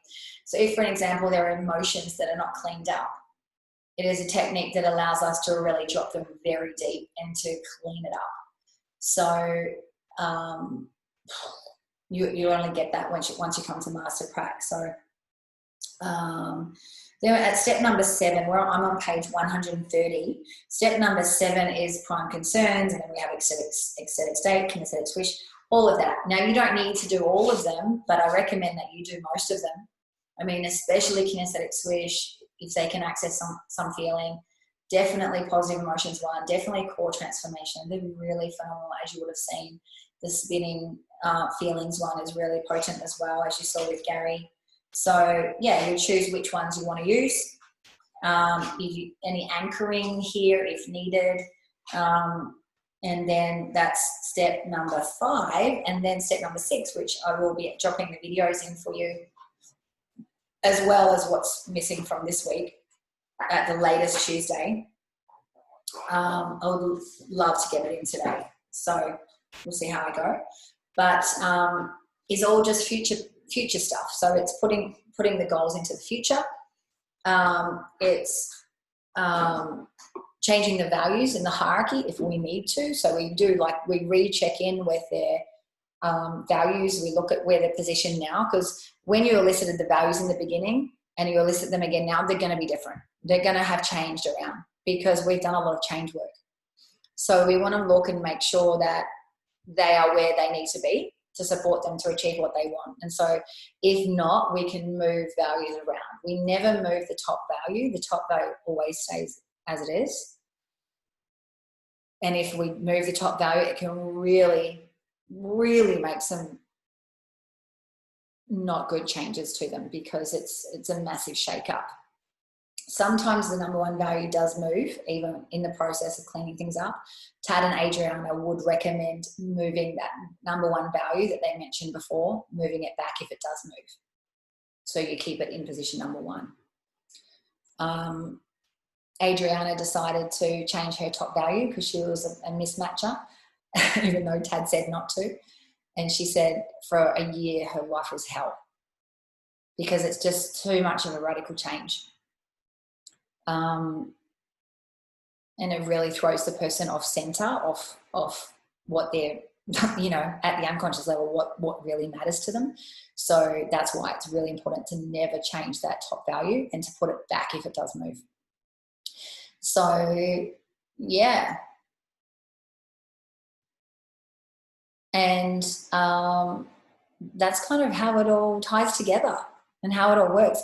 And you'll be beautifully surprised how easy it's going to flow for you guys. I will do another video where it goes in deeper and I will cover off anything else. And if you have any questions, please drop them in the Facebook chat group for me if you would like some more specifics around something in particular, and I can make sure I cover that in the video.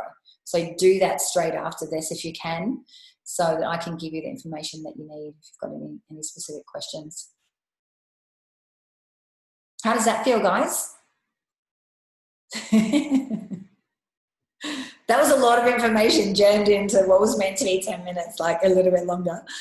But hopefully that shows you how, trust is the big word. You've got this. I fucking believe in each and every one of you that you have so got this. And as Jess says, we've got this. Yeah, you're totally going to nail it. You're totally going to nail it. And this is your practice. This is your practice training ground to embody trust. Like me when I was doing my first training and I was like, fuck, I don't know what I'm doing. And then I get there and I'm prepared and I rock up and I'm like, fuck, answers were coming to me that I was like, where did that come from? Same thing's going to happen to you because all this information has been installed for you at the unconscious level. Truly it has. And tonight when you go to sleep, your unconscious mind is going to organize everything that I've just given you tonight, even today.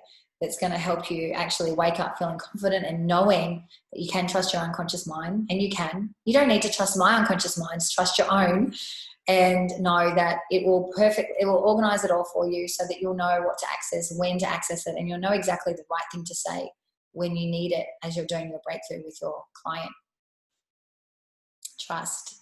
La, la, la, la. And as I requested to Gary or whoever it was, if you have a limiting belief around how well or how bad or whatever, you think you're going to go with this, call a friend and say, hey, sister, hey, brother, I need your help here. Can you, help me with this? Let's shift this. Seriously, don't tolerate holding on to stuff that's not serving you for any longer than what you need to. So guys, this week, I really want to encourage you to dedicate some time to this. Make sure you're up to date with all the information, dedicate 2 hours a day to study, to get up to date, to practice, to be prepared. Be prepared. And you can, only do what you can do, but that's my suggestion to you. Study week, absolutely. So cool. I'm going to just quickly go through and just share one word how you're feeling now. Gary.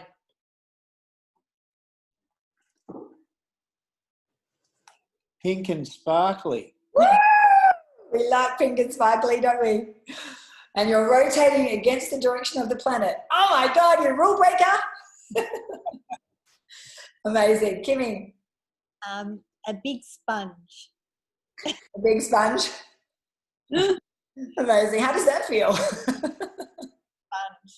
Oh, hopefully absorbing everything. It absolutely is. Yes. You are a big sponge. Very intelligent sponge at that.